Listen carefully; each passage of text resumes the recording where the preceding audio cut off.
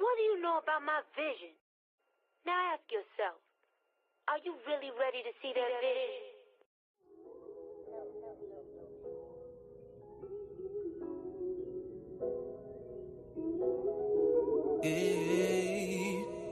In times. You can't bring me down. I know who I belong to. Yeah. What? I won't sell my soul. I know my worth. Yeah. Oh, they say misery loves company. Yeah. Show me hate, you won't get none from me. They say misery loves company. You show me hate, you gon' get love from me. These ain't raps, these Hebrew spirituals. I tell them guard your light, they wanna steal your glow. I started this with 60-second videos. Slight work, came up with this in like 5 minutes, bro. I'm thankful for this talent that he's given me. At this point, I can write about anything. No, for real, he give me songs soon as it cross my mind. I hear the beat, connect the dots, and all the bars around. We wrestle not against flesh, guard your mind. These demons see something in you that's hard to find. That's why they talking down. You can't put no fear in me, don't cross the line. I'm a work in progress. No matter what I'm going through, I know who I belong to. Them haters wanna turn your smile into a frown, but never let them bring you down. I know who I belong to. Yeah. I won't sell my soul, I know my worth. Yeah. They say misery loves company. You show me hate, you won't get none from me. No, no, no, no, no, no. I gotta do better, Ock. I got an idea, get some signs and we should set up shop. Word. They need to hear this word on every block. With no fear, we gon' keep going if they tell us stop. Bring affliction, I got on my persecution vest. Hearing well done, faithful servant, that's true success. Faith and works, he'll do the rest. It's now or never, even through trial and error. Said he would never forsake me, and I don't doubt him ever. I pray his mercies are newer as every second passes.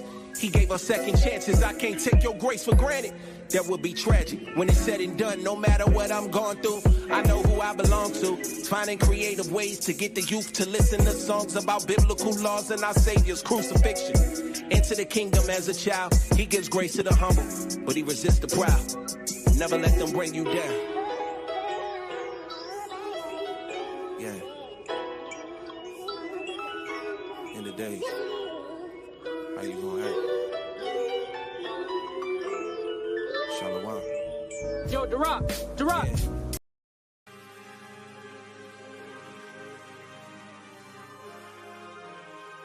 This moment we've been waiting for. In the days. How could you not believe all this prophecy? Look around. I ain't scared, I pray for that. Is it real? Really real? Really real? Talk that make you read your Bible. Give you chills, look around, it's the end of time. I ain't scared, I prayed for this in 2005. Now I'm here, is it real? Really real? Really real? Talk that make you read your Bible. Give you chills, look around, it's the end of time. I ain't scared, I prayed for this in 2005. And now I'm here, and I got angels with me. I got angels with me if they come for me. It's power in the blood, this truth will make you free. You'll see, I got angels with me. I got angels with me if they come for me. It's power in the blood, this truth will make you free. This the moment we've been waiting for. At the border, sizing up the wall. Should we stay or go? Famine of the word coming, they censoring internet. They got bombs, we got angels with us. We a bigger threat. I know they see us calling chariots, and they scared of that. Echoes in all of my phone calls. they hearing that. Sending agents at me, I ain't fold. You finished yet? Watch my mama take her last breath. Like, am I scared of death? So much oppression, why would I talk down on my brethren? Can two walk together lest they agree? How we gon' ever win? They confederate against us, and they got plans for us. They know about the 144K, and they paranoid. Watching revelation happen right before my very eyes. You don't believe Christ is the Messiah? These some scary times. I be in Ecclesiastic, cause it keep me edified. Perilous times, it's in the book we knew ahead of time. I know, with all of this prophecy, look around. Why would I lie to you? Why would I lie? The Father got his eyes on you. Yeah, he do. And he's watching closely.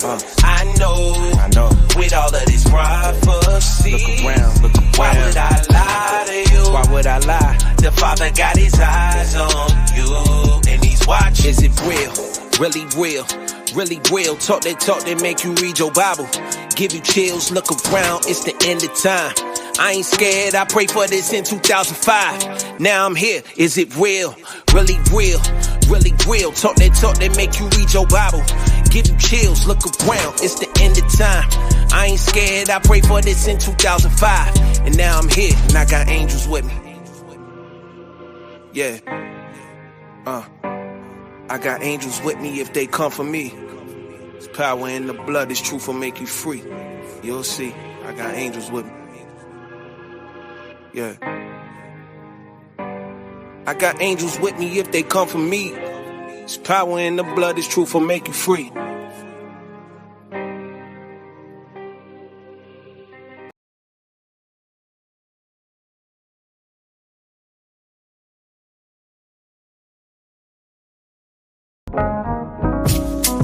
Yeah.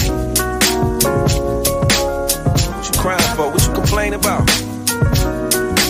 Breathe. Nah, seriously, take a breath.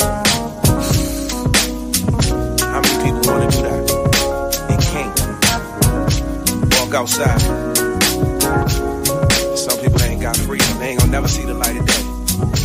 You know what I mean? Real. I can't front.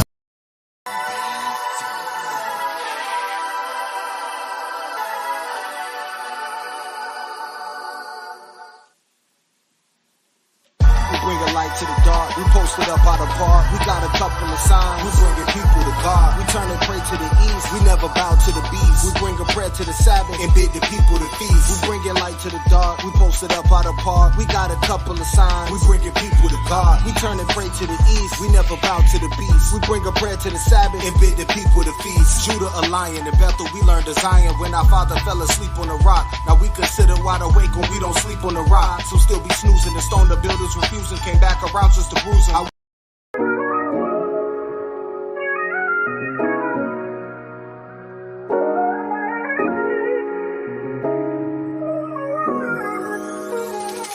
We the top, thank the Father for the prophets. Know the nation steady waiting for the day that we would drop. All these nations gotta pay for what they did to y'all should all. Maybe we could wait the people take this thing out to the block.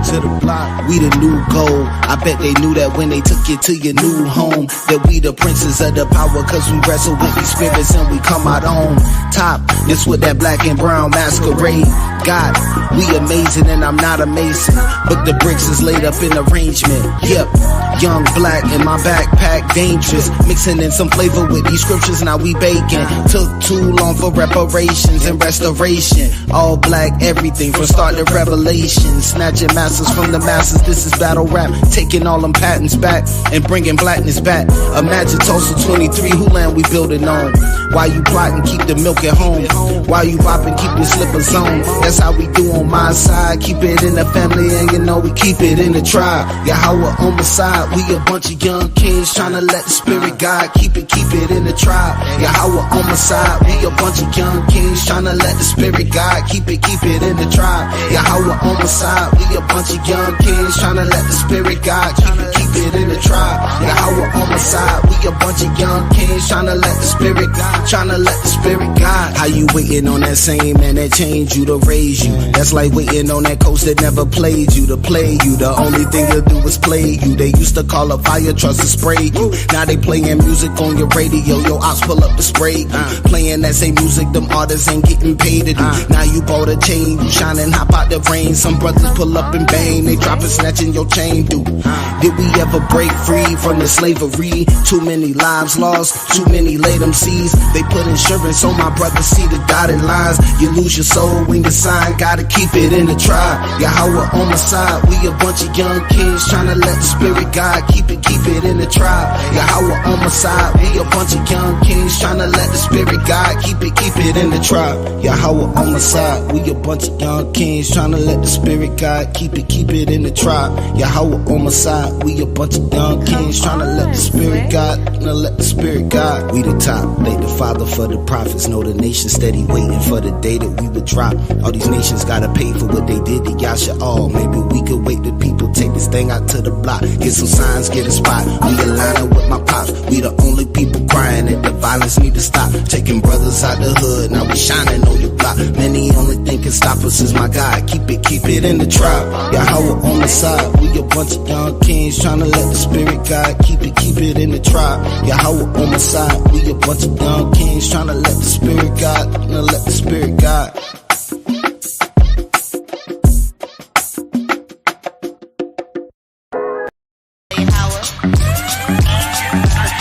My water straight from the throne. We built the altar with the unhewn stones. Roam through the city, all we see is these bones. So my face like flint till I wake a couple souls. A prophet hated by his own, so the father sent his son to bring the tribes of Jacob home. Jumping through these traps, cause they trying to see us gone. But we walking through the fire just like dangling in bros. From every sheep to her zone, we stay inside the book because the book is all we own. Heritage and you better hold it on. We like David fighting giants with no armor and a stone. We face east cause a car home. We face east just to call home. We can't sleep till we all home. We won't rest till they all gone. So I guess that we be calling out they all bones. Bless the seed, invest the deep in the laws of our God. Niggas Elohim, Shema, Warapah, all the side the king. Barakatah, Yahweh, and Mashad Nagim. Bless the seed, invest the deep in the laws of our God. Niggas Elohim, Shema, Warapah, all the side the king. Barakatah, Yahweh, and Mashad Nagim. From Bereshit to the books in Greek, the dragon took the sheep. Then the book complete. The father looked for peace, but we shouldn't the beast. Now we up until our power put the hook in cheek. Shema, Yasha Allah, Abanawa, Yahweh, Ahad. He the tower till he give us the power of God. Though in the tower you will never devour a tribe. The Lord despised all you devils, your hours arrived. Bless the seed that kept the peace. Never forgot the poor and he kept the feast. We trying to dodge destruction, they can't stop the seed. Barakatah, Yahweh, and Mashad Nagim. Bless the seed that kept the peace. Never forgot the poor and he kept the feast. Trying to dodge destruction, they can't stop the seed. Barakatah, Yahweh, and Mashad Nagim.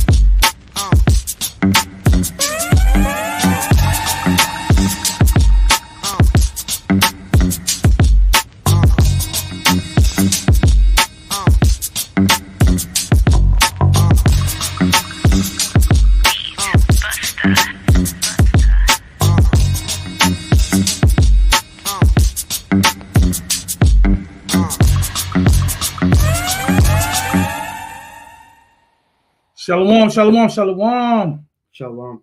Shalom, Yisrael. Shabbat, shalom. Everybody in the building. Good morning, good morning. How y'all doing today, man? Hey, man, you see this guy I'm with today, man? I'm with the Edomite Slayer / Levite priest, the brother Adawan Kanal. Shalom, yes, brother. Shalom. Hey. Long time coming. I should have been on here a long time. Yeah, he should have been on here a long time ago. But all praise to the Most High. The Spirit is moving, allowed the brother to get up this morning. You know what I'm saying? And come through, man. Brother, grace the presence, man. Hey, all praise to the Most High. I got the brother, the unprofitable servant, Yawasop, in the building. Shalom. We have Shabbat back to the system. Shabbat Shalom. Pray everybody well out there. All praises to the Most High, man. Hey, man, we sitting here, man, enjoying and loving another day that the Lord has made, man. We thankful that the Most High has blessed us and allowed us to come together, put that spirit on us to come together. Let me see this precept that Princess Abaya had posted right here. Psalms 34 and 30. Oh, magnify the Lord with me and let us exalt his name together. Exactly. That's exactly the feeling that I'm feeling this morning. You know what I'm saying? Let's magnify and exalt the Lord's name together. Hey, this is Sabbath morning brew. If y'all don't know where y'all at, if y'all confused, y'all think y'all someplace else, this is Sabbath morning brew. It is not just a lesson. This is a service, man. So we going first and foremost, even after we acknowledged each other, we got to acknowledge the Most High God, man. So Tawada Yahweh, man, Tawada Yahweh Shai, Tawada Yahweh, Tawada Yahweh, Tawada Yahweh, Tawada Yahweh Shai, Tawada to the Rakadash, the Holy Spirit. And please, Father, allow that spirit to dwell within this lesson, within this class, and in our lives, man, and in our nation. Tawada, Father, Tawada. Hey, man, this is the Sabbath. You know what I'm saying? So you know how we do, man. Throw your Tawadas in the chat, Tawada Yahweh in the chat. Let's give Yahweh his praise and honor and glory right now. Yo, let me get some applause for the Most High, man. Come on, Judah, let me get that. Big it up for the Most High, man. Hey, you don't deserve his mercy. I don't deserve his mercy. Straight up and down. Every Sabbath, we're gonna talk about this. We're gonna do this. With the Most High's mercy endures forever, man. And we thankful for him allowing us to still be in this thing. That's right. Hey, Yawasop, we're gonna do the acknowledgments in a minute too, if you can. I see one sister say Tawada Yahweh. 2 people say Tawada Yahweh. Yeah, come on, let's get it, y'all. Tawada Yahweh, man. Tawada Yahweh. There you go. My brother Tawabia. Shalom, Ak. Tawada Yahweh. That's what I'm talking about. Get the Most High his praise, man. Shalom, Tawabia. Tell him thank you, man. Tell him thank you. We don't deserve this. But we still in this. We still got the will and the unction to keep the laws. We still got the will and the unction to try to do right by our brothers and sisters. You know what I'm saying? Y'all want to read this real quick. This is the book of Psalms, chapter 119. I'm gonna read verse 1. It says, "Blessed are the undefiled in the way who walk in the law of the Lord. Blessed are they that keep his testimonies, that seek him with the whole heart. They also do no iniquity. They walk in his ways. Hey, thou hast commanded us to keep thy precepts diligently. Oh, that my ways were directed to keep thy statutes. Then I shall not be ashamed when I have respect unto all thy commandments. I will praise thee with uprightness of heart when I shall have learned thy righteous judgments. I will keep thy statutes. Oh, forsake me not utterly." Man, Tawada Yahweh, man. And the Most High is saying through his prophets, man, through his scribes, through his songs, that those who keep the commandments, those who are obedient will be blessed at the end of days, man. Yo, let me go to, Yawasop, do me a favor. Go to Ecclesiastes 12 real quick. Yeah, we're going to get into everything. I'm just moving in the spirit. And we're going to move in the spirit this whole lesson today. I know Adawan Kanal got a lot of stuff he want to bring out, but you know how we do. We're going to move how the Spirit is leading us. I was thinking about this scripture earlier. I was thinking about a preacher earlier. And we always talk about the pastors and the preachers, and it always seems like it's a bad thing. But Solomon talks about it in verse 12. We always drop down to verse 13, but we don't ever read it from the top. So read from the top real quick. It's the book of Ecclesiastes, chapter 12, started from the top. That's right. "Remember now thy Creator in the days of thy youth, while the evil days come not, nor the years draw nigh, when thou shalt say, I have no pleasure in them. Hey man, so remember the Creator in the days of our youth. Oh, listen, I'm not young like that no more. We're not talking about that. We're talking about, man, listen, we're here on this earth, and these are the days of our youth. The Most High has not come to destroy us yet. You know what I'm saying? We have not reached that point where we're gonna live forever. You know what I'm saying? Or be destroyed. We haven't reached that judgment point yet. So this can be considered the days of our youth, man.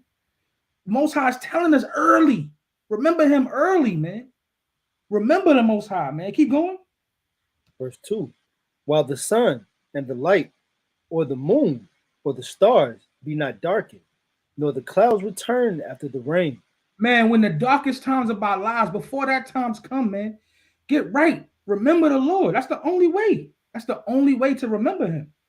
You know what I'm saying? In Baruch, it says we're going to remember him in our captivity. Listen, we got to remember that. We got to remember that. No matter if we fall, we trip up, we always got to remember this. Keep going.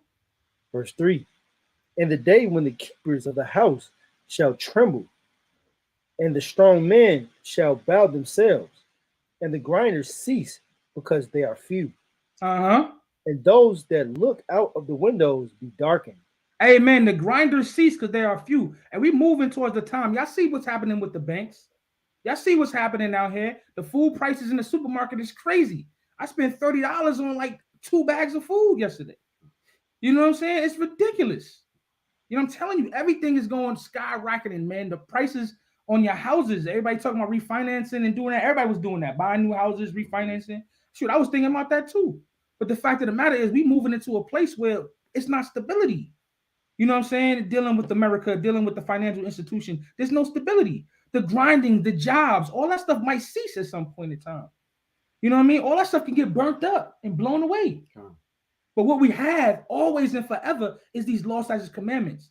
You know what I'm saying? What we have always and forever is a God who loves us and a hope and a promise of a better day. You know what I'm saying? We have that. So no matter what stops, no matter what's happening in your life, we have these promises. We have these things to look forward to. Hey, keep going. Verse 4. And the door shall be shut in the streets, for the sound of the grinding is low.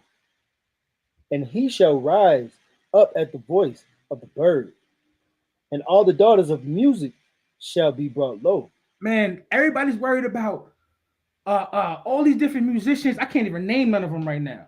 All these different rap artists. Name somebody, man. Kanye. You say Kanye. That's what's on his mind. I was thinking about Glorilla and all these I don't know, these daggone girls who want to shake their butts and talk about having random sex with random dudes. All of that stuff, man, all of that iniquity and stuff is going to be brought low. It's going to be worthless at some point in time. But the fact of the matter is those things we glorify now. Salakia. Those things are worthless at this time. It is. It's just we glorify the worthless. And what is worth something, we don't. We just detest that. That's facts. We, as a people, we detest God. Hey, that's facts, man. That's facts, man. We toss his ways behind us, man, like we don't even care. But it's going to be coming a day, man, that all those things that our people hold value to, maybe not you, but our family members, you know what I'm saying, our loved ones, those who we've been trying to teach about the gospel or teach about the Bible or teach who Christ came for, all of those things, or who they really are, all of those people, you know what I'm saying, they're going to come into a day where they're going to realize, man, this was worthless. I'm following after this. I'm trying to get this, I'm saving up my whole life trying to get this gold chain or this nice car, and it's worthless. All of that college education that you went through and worked hard for, all that stuff is going to cease at some point because you ain't going to be able to find a job. You got something, y'all? What's up? No. Let's keep going then. Verse 5. We'll wrap this up soon, y'all, so we can get to the lesson. Salaki, y'all, from taking too long. We still got to get to announcements and all that, man. But this is the spirit that came on my spirit this morning. Go ahead. Verse 5. Where they shall be afraid of that which is high, and fear shall be in the way. And the almond tree shall flourish. And the grasshopper shall be a burden, and the desire shall fail, because man goeth to his long home, and the mourners go about the street. Hey, people gonna be afraid of everything, and a lot of people are gonna die, man. A lot of people are gonna die. The low will be elevated. And that's just what's going to happen, man. Keep going. Verse 6. Wherever the silver cord be loosed, or the golden bowl be broken, or the pitcher be broken at the fountain, or the wheel broken at the cistern. Yo, everything that we hold near and dear to us will be broken. You know what I'm saying? Everything that we value will be taken away from us. The gold, the silver, even the ability to be able to draw water easily. All of these things will be gone out of our lives, man. Keep going. 7. Then shall the dust turn to the earth as it was. And the spirit shall return unto God who gave it. Yo, Ecclesiasticus chapter 10. They asked us a question, man. Why are earth and ashes proud? Right. You know what I'm saying? Why are y'all proud? Because we're going back to the dust. We're going back to, and then spirit will go back to the Most High God. What does verse 8 say? Vanity of vanities, said the preacher. All is vanity. Yo, that's what we doing out here. We telling people, man, that all is vanity. Yo, we got a misconception about the preacher. We are the preachers, man. We warning our people. That's what a preacher is supposed to do. They set the standard of a preacher to just preach and just say whatever they want to say. The preacher is supposed to set the standard of warning our people. The watchman and the preacher is almost synonymous. You know what I'm saying? I could be a preacher and a watchman at the same time. I'm gonna warn my people and tell my people their transgressions. Wake my people up. Keep going. Let's go down to the end of this chapter. Okay, I got a precept. Oh, Salaki, both of y'all got precepts. Y'all can bring them out. Go ahead. Just to add to the point that all these things that everybody look up to right now is all this vanity and all these riches. You know what I'm saying? They not gonna profit nothing. You know what I'm saying? When that time comes, right? This is gonna be Proverbs chapter 10 and verse 2. And it reads, treasures of wickedness profit nothing. But righteousness delivers from death. Right? So that treasure of the wickedness that they getting from everything, all these manner of wickedness going on, like the like you mentioned earlier, the rappers, all the entertainers, all that stuff is gonna mean nothing, right? All these dead end jobs the heathen got us working, you know what I'm saying, all throughout the Sabbath and things like that, right? All is gonna mean nothing, right? I got another one more. Proverbs 11 and 4. Riches profited nothing. Salakia, riches profited not in the day of wrath, but righteousness delivered from death. Right? Right. The day, that righteousness of you keeping the law, statutes, commandments, right? That's when it's gonna profit us. I know it don't seem like it profit us nothing now. Like we on the bottom, you know what I'm saying? People come up to the camp and talk about how much money we not getting. You know what I'm saying? The whole time they don't know nothing about us, right? And then on top of that, that money is vain. All of it is vanity. You know what I'm saying? You got some kind of light or something? You kind of hey, that brother in Chicago, man. Excuse the alarms and the sirens and the gunshots and all the other stuff that's happening out there, man. Every day. Let me try to see if I can get some light going.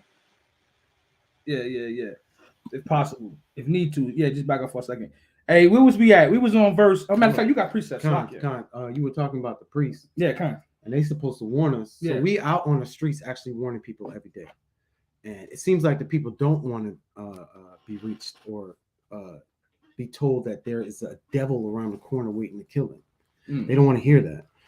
When you read Isaiah 56 and 10, it says his watchmen are blind. They are all ignorant because the preachers, they don't know that, like, what's his name? Martin Luther King. They don't know that they're marrying you into a burning house. Yeah. House. Like this house that we call America, this place, this is Babylon.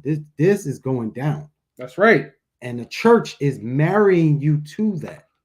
And they're not warning you. That's why it says they are all dumb dogs that cannot bark. When your dog is in your backyard and someone's coming in your house, he's going to bark. He's going to say, hey, owner, there's someone trying to get you. But these pastors not doing that. They're not. They just allowing you to get destroyed every day. That's right, man. That's right. And that's exactly what's been happening. Let me go down to verse 9.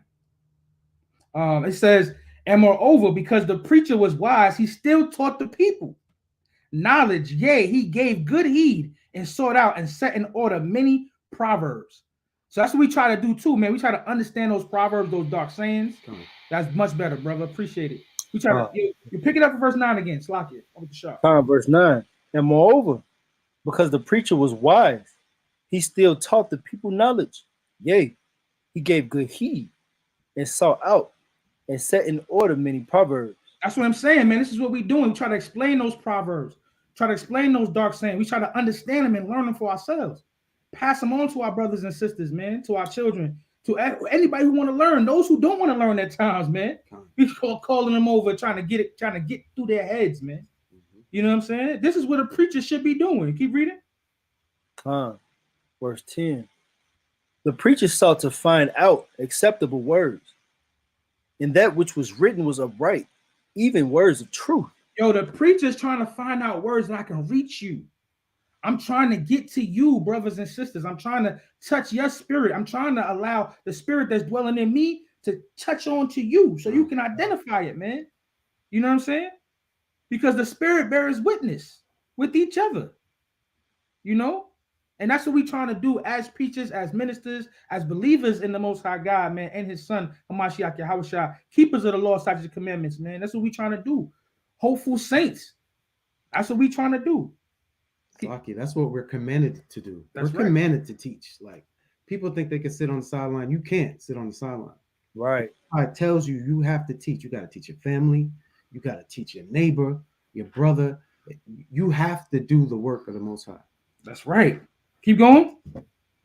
Verse 11. Uh-huh. The words of the wise are as gold, and the nails fastened by the masters of assemblies, which are given from one shepherd. Man, the words of the wise, man, listen, we all are considered as shepherds of somebody. We have the ultimate shepherd, of course, and we follow him. But brothers who teach have a higher responsibility. You are a shepherd of somebody. You have a flock somewhere, even if it's just your child or your wife or whoever that's underneath the sound of your voice. You have a flock of somebody. You know what I'm saying? And you order to keep them right, man. Give them wise words. You know what I'm saying? Gourds and things that you hold fast to, things that you can store, that they can store. You know what I'm saying? Things that, what it says, nail fastened, things that you can hold true and that you can nail it to them. Like, yo, this is a fact. And they believe it and hold true to it. You know what I'm saying? Something that sticks with them wherever they go. Yeah, we order to teach them that. That's why we got to find the words. That's why it's not always a good thing to be yelling and screaming all the time. We got to reach people a certain type of way and talk to people a certain type of way so they can get it. You know what I'm saying? Paul even talks about that. I'll be everything to everybody. You know what I'm saying? Wherever I need to be to reach a brother or sister, I'm going to be that, except for violating the law, statutes, and commandments. Hey, let's go. Let's get through this real quick. Verse 12. And further, by these, my son, be admonished. Of making many books, there is no end. And much study is weariness of the flesh. Yo, you want to go into all these different things, all these different outside doctrines. You want to keep making books and keep coming up with ideologies. Man, listen, man. You start getting tired. You start losing your way. But the way, let's get a conclusion. The way, the truth, and the light is the conclusion of the whole matter. Keep reading. Verse 13. Let us hear the conclusion of the whole matter. Fear God and keep his commandments. For this is the whole duty of man. And we bring this out all the time, man. You know what I'm saying? We bring this out all the time. Fear God and keep the commandments. That is our duty. Why? Read the next verse. 14. For God shall be for God shall bring every work into judgment with every secret thing, whether it be good or whether it be evil. Man, I'm telling you, man, I can go on a tangent on that verse. I really can. But I want y'all to know that the Most High is watching. His eyes are open. Even when you trip up and slip up and you fall, repent. Get back up again. Keep pushing forward. This is a journey, man, for our lives. For our lives of our children and our loved ones, as we talked about the other week when we talked about standing bold for what we believe in. You know what I'm saying? We're doing this for what we believe in. And we believe that the Most High God will come back and judge our people in this whole world. So stand tall, man. Stay strong, man. y'all brothers and sisters who are passing out the word or giving some kind of information, sisters who are helping out other younger sisters as you're supposed to do. You know what I'm saying? Guiding the children, help guiding the children. Mm-hmm. You know what I'm saying? Those brothers who are out there in the lead, out there on the front lines and the highways and byways who are doing the work, man. You got a responsibility to keep pushing. We were just talking about that. Like, we're gonna do whole camp today. Yeah, we're gonna go whole camp today. 2 minutes. We're gonna do something. I don't care how long we're gonna take. We're gonna talk to somebody. Even if it's I gotta talk behind the camera and you pull scriptures or whatever, we're gonna talk to somebody. We got to. I got to. Yahweh said today, man, I ain't feeling good, but you know what? I gotta get on this class. That's the spirit that we want all Israel to have, man. We gotta do something for this truth, man. And with that, man, I'm gonna yield. Hey, we got Passover 2023 coming up. Slocky, if I'm taking too long talking about it, what? I just wanted to say something about what you said when you're teaching the women. So some women feel like they don't have a big enough role. You have to teach the children. That's like one of the biggest roles, because if the children come up wrong, you wind up having, beefs in the streets, people killing each other. They go off.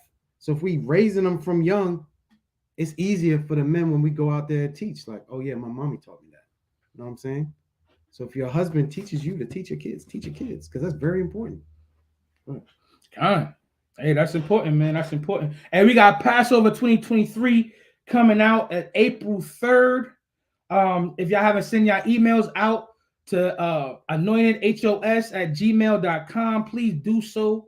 If you're interested in joining us, please send them emails out. And man, we coming up what, 2 weeks? 2 weeks, yeah. 2 weeks. Go through the whole RSVP process. Don't just, I'm coming and that's it. Like, if you don't fill out the form, we're not going to save the seat for you. We're not going to be looking to purchase more food for the event. A lot goes into you RSVP. That's like I said, that's April 3rd, man. I don't know if Judah's still on the screen, but we got Cinco de Mayo in North Carolina coming up. You know what I'm saying? We got a unity camp. I think that's May the 5th, but I might have my days mixed up. But I know it's in May. We got that coming up out in North Carolina. It's going to be a big unity camp. We're going to be out there. I'm definitely going to be out there. I know a lot of brothers is going to be coming. A lot of other camps are going to be there in support. You know what I'm saying? There we go. Man, let's push that, man. Let's be there. If you can make it, let's make it. What's the date of that, Judith? I can't see it. You don't have a date. You don't have a date. Oh, no, March 6th. May 6th.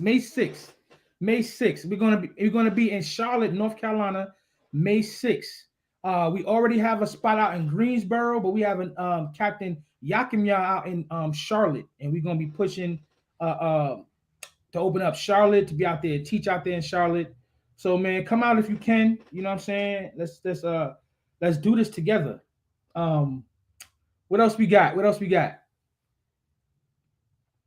I think that's it, man. Y'all what's up, man? Acknowledge the people if you can, Baba Cashapp. Shalom. Somebody gonna bring them up, or do I gotta go through the? Now you gotta go through the list. I don't know Judah might, but go through the list, man. Oh, he right there. He got it. Shalom, brother Ben Yamin. Hey, man, this brother sound tired, man. Hey, how about Shim Yal Shabrakatan? Shalom, Ben Yamin in the building. Ben, first one in the building. That's what I'm talking about, man. All praise to the Most High for you and your family, man. Go ahead. Zephaniah, shalom. HOS Captain Jonathan, shalom, King. DTA Twan, it's a fire, brother. DTA Twan, man, praying for you and your family, bro. Shalom, man. The brother Knock, shalom, King, shalom. Tawabia, is that Tawabia from out west? Yeah, that's Tawabia. That's my guy, Tawabia, man. Yeah, shalom, man. Kadat Haran, shalom, man. Shalom. Dallas. Captain Yahawada, shalom. Shalom, Cap. In the building. Shalom, man. Yeah, early, over in San Francisco time, up early. That's what I'm talking about. Abaya the humble, shalom, sis. Shalom, sis. Sister El Israel, shalom, sis. Shalom. Sister Kana, shalom. Shalom, sis. Shalom. Boaz, shalom. That's Boaz, man. Shalom, man. Princess Abaya, Shalom. Sis. Shalom, shalom. Yeah, my brother, Nadeyab, Shalom. Shalom. My brother say he got, I think he Reuben. Brother Naeem, Shalom. Shalom. Shalom. Shalom, King. Oh, that's knock again. Shalom. Uh-huh. Yael, Shalom, sis. Shalom, yeah. Zanaya, Shalom. Shalom, Zanaya. Aaron Israel, Shalom. Ron, Shalom. Shemaiah, good brother, Shalom, King.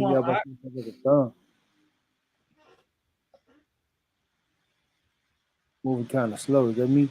Hey, Tabernacle of David, 144K. That brother been dropping precepts all morning. Hey, great to see you, Ak. Shalom.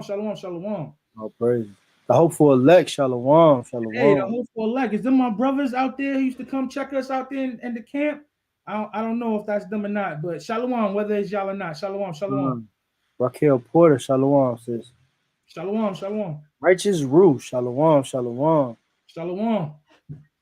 Yawasaf Robinson, Shalom, King. Shalom, Ak. I forgot her name. What's her name? Ayasha, yeah. Shalom, sis. Shalom. Ayasha, Khan. I had to go check my Bible. I haven't seen you in a minute. Good seeing you, sis. Good seeing you. Shalom. That's everybody? Yeah, that's how we put up. Hey, all praise to the Most High, man. The water for joining us to be on this class today. Salakia, if we missed anybody, and man, don't charge it to our hearts, man, because we're trying to do the best we can. All praise to the Most High once again, and bless you, Barakatah Yahweh, and bless you for you and your family, man. Hey, I'm gonna slide it to you, man. Okay, Khan. Shalom, Shabbat Shalom, Yasharallah. The class is the practicality of the law. So a lot of people look at the law and say, oh, we can't do that. It's impossible in this day and time. The law is very practical. The law keeps us as a nation. People go to the Muslim faith. They go to Christianity. They go to, all that Pharaoh stuff. I don't know what y'all call that. Buddhism. They go to all sorts of Egyptology, science. They go to all sorts of things looking for an answer. Yeah, but we have the answer sitting on your mother's table. It's been there, and we don't use it. We just leave it there. All the answers you need is right there. When people come to us on the street and say, "Oh, you can keep preaching. What are your answers? Keep the commandments." That's right. Keep the commandments. We become a nation. Because we're not a nation. We're a fractured nation. We're 1/3 and 2/3 fighting each other all day long, going nowhere. We're in the mud, just like going nowhere. So if we heed to the commandments, it'll make us a better people. It'll make us a better nation. The Most High will want to deal with us. You know what I'm saying?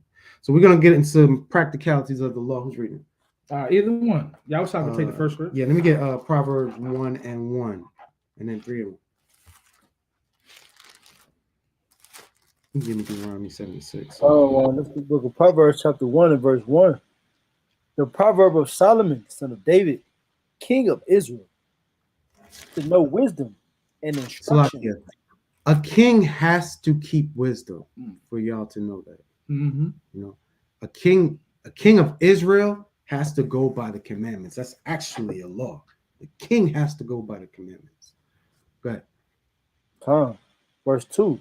To know wisdom and instruction, to perceive the words of understanding, to receive the instruction of wisdom, justice, and judgment, and equity, to give subtlety to the simple, to the young man, knowledge and discretion.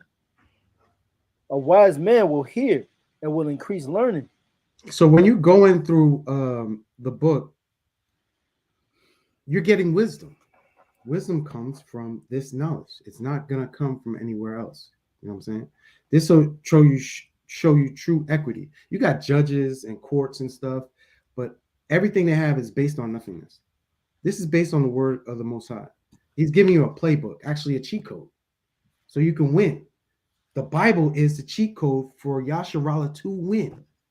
And the only winners are going to be the ones who keep the commandments. Go on. I just want to add, like Salaki, we literally got an open book test, and we failing it anyway. It's open book test. Crazy. So Wide open. You got the book right there. You can read it at any time. You got all the answers. All right, verse 5. A wise man will hear and increase learning. So a wise man is gonna hear. He's gonna hear the word of the Most High, and he's gonna increase his understanding. You know, he's gonna say, "Oh yeah, that'll make me a better person. That'll make my family operate correctly." Mm-hmm. You know, my wife is listening to me. My children listen to me. We pray together. You know, we have a common understanding. It's not, oh, my son's into this voodoo. My daughter's into whatever, something else. Mm-hmm. And my wife is into twerking on TikTok, on the gram. You know what yeah. I'm saying? You know, and you have a backwards family. But if you heed, if you know, you got Yahweh Shai, the man, the wife, and the children all in order, you're winning. Because how are you winning? Because you're going by the book of the law. He's gonna tear my Bible up. Let me give you another Bible to keep out. Our Bible, man, has been through it. Go ahead. Verse 6. To understand a proverb and interpretation, the words of the wise and their dark sayings. So to get wisdom, you got to understand this book. You know, there are dark sayings in this book. You're not going to understand that unless you get with a teacher to make you understand. Then you can go teach your family. You can teach your loved ones. You can go out in the street and do what you are commanded by the Most High to do. It's teach. Go ahead and give me a 3 and 1. Proverbs 3 and 1. Proverbs 3 and 1. This is the book of Proverbs, chapter 3 and verse 1. My son, forget not my law, but let thine heart keep my commandments. He's telling you not to forget his law. You know, keep his commandments. We've been forgot his law. We're trying to come back and remember ourselves, but we've been forgot his law. Mm-hmm. That's why we fell so hard. There's no other way a people so strong that could go through slavery, could go through all the things we went through. Crazy. Could fall off like that. You fell off because you didn't keep the commandments. That's right. It's real simple. He tells you in Deuteronomy, keep these commandments, I'll put you on top. Don't keep these commandments, you'll be on the bottom. What do? That cheat code, I'm gonna just try to play this game by myself and lose. Right. And wonder why you losing. Why people can't come up together? Why you got the bourgeois over here only dealing with themselves, people in the ghetto over here only dealing with themselves? Why is that? Because you don't want to be a nation.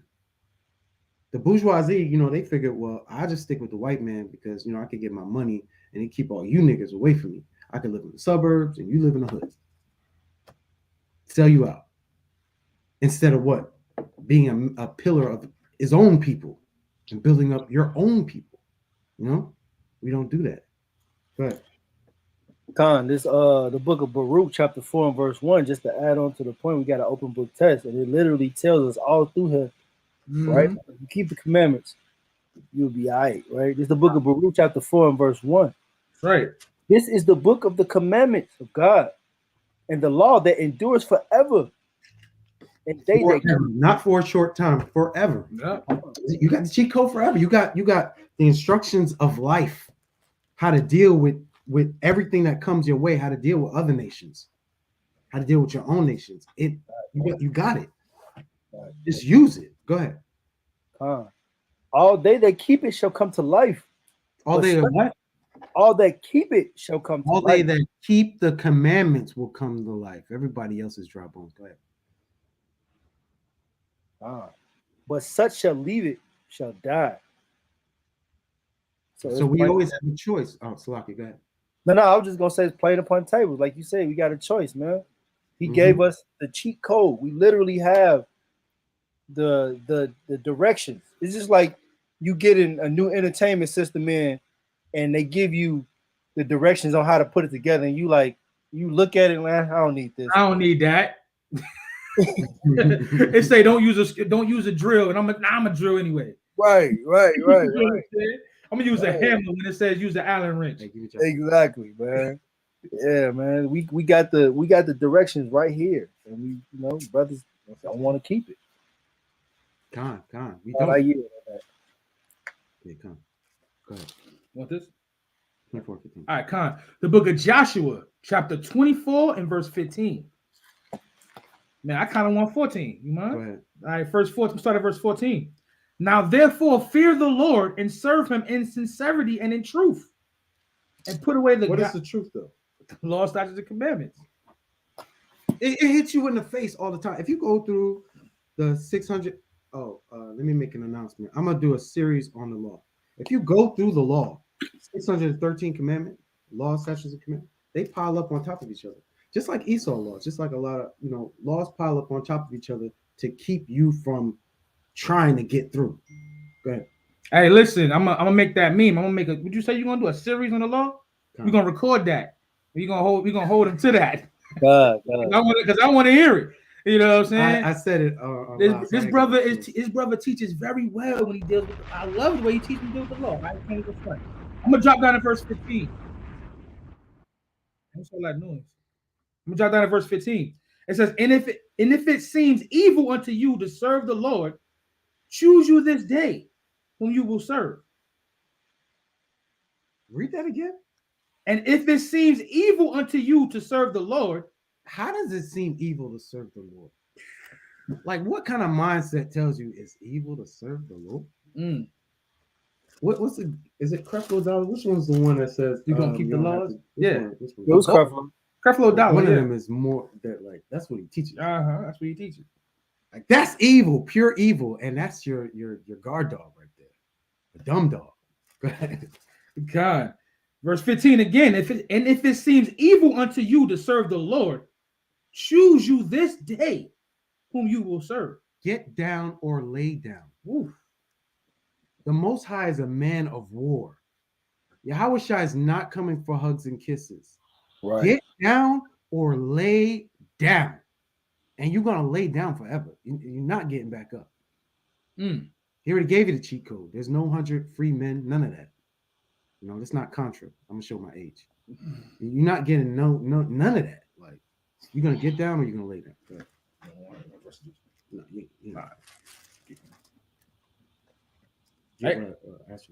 you want Jeff 76? Yeah, 76 and that one out. Huh? Yeah, you want to finish that one out? I would have read all of it. Go ahead. Because I would have read all of 14 then if that was the case. Hey, listen, the fact of the matter is, I know why y'all want to bring it out. These gods that we served on the other side of the flood is the same gods our people are serving today. It's the same things. Anything over the Most High God is a god.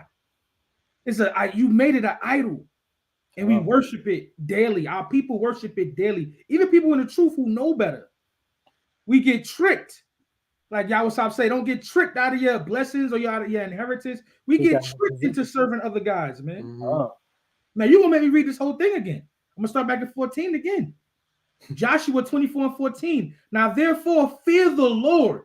That's Yahweh right there, all caps. How you fear the Lord, though? Yo, keep the commandments. Go ahead. And serve him in sincerity and in truth. How you do that? Commandments. Right. Yo, it's real simple. It's crazy over and over again. But it's so hard. It's real simple, but it's so hard at the same time. Mm-hmm. You want to know why it's hard? Because you want to twerk on the gram. You want to go to the club and smoke a joint. You want to go gamble in the street and go rob the circle.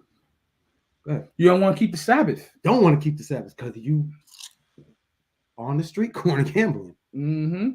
It says, and put away the. Go ahead. And put away the gods which your father served on the other side of the flood, and in Egypt, and serve ye the Lord. Well, where we at right now? Egypt. Let me get that in Revelations 8 and 11, I think it is. No. We are in Egypt right now, man. It's like 8 and 11. Slock it. It might be 11 and 8. Slock it. That sounds more right. I have to mix up. Find out. 11 and 8. That's it. Is the book of Revelation, chapter 11 and verse 8, and it reads, and their dead bodies shall lie in the street of the great city, which spiritually is called Sodom and Egypt, where also our Lord was crucified. Hey, man, this place is Sodom. You see the sodomy.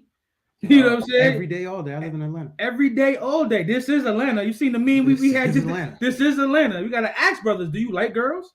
Like sisters, do you like guys? Hey, we don't know. This is Atlanta. Because if you don't, we gotta rebuke you. We gotta let you know what the Most High told us to tell you.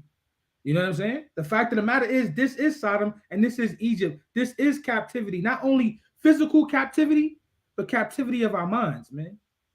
Most High said he was going to send us to a place until we be destroyed. You know what I'm saying? We are literally, mentally, emotionally, spiritually, physically. Man, we just talking about, and my family just talking about eating different. You know what I'm saying? Physically, the food is killing us. Right. We being destroyed, and the laws will give you help on that too.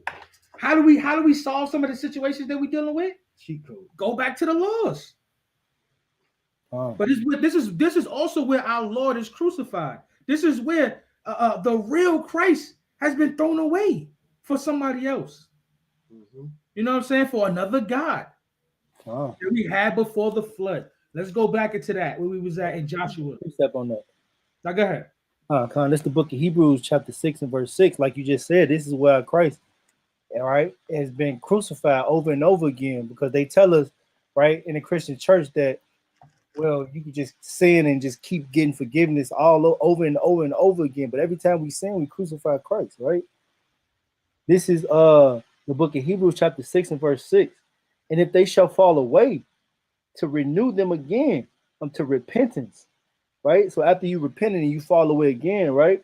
And you keep repenting, right? Seeing they crucified themselves, the Son of God, afresh. That's right. Put him to an open shame. So every time that you know you're not supposed to be doing something, right? Every time you go back to your old your vomit, right? You crucify Christ afresh, man, over and over and over again. And if you read how gruesome that crucifixion was, man, you wouldn't do that. If you really love Christ the way you say you love Christ, you wouldn't do that. I yield on that. Verse 15 again, Joshua 24 and 15. And if it seems evil unto you to serve the Lord, choose you this day whom you will serve, whether the gods which your fathers served that were on the other side of the flood, or the gods of the Amorites in whose land ye dwell. But as for me and my house, we will serve the Lord. That's right.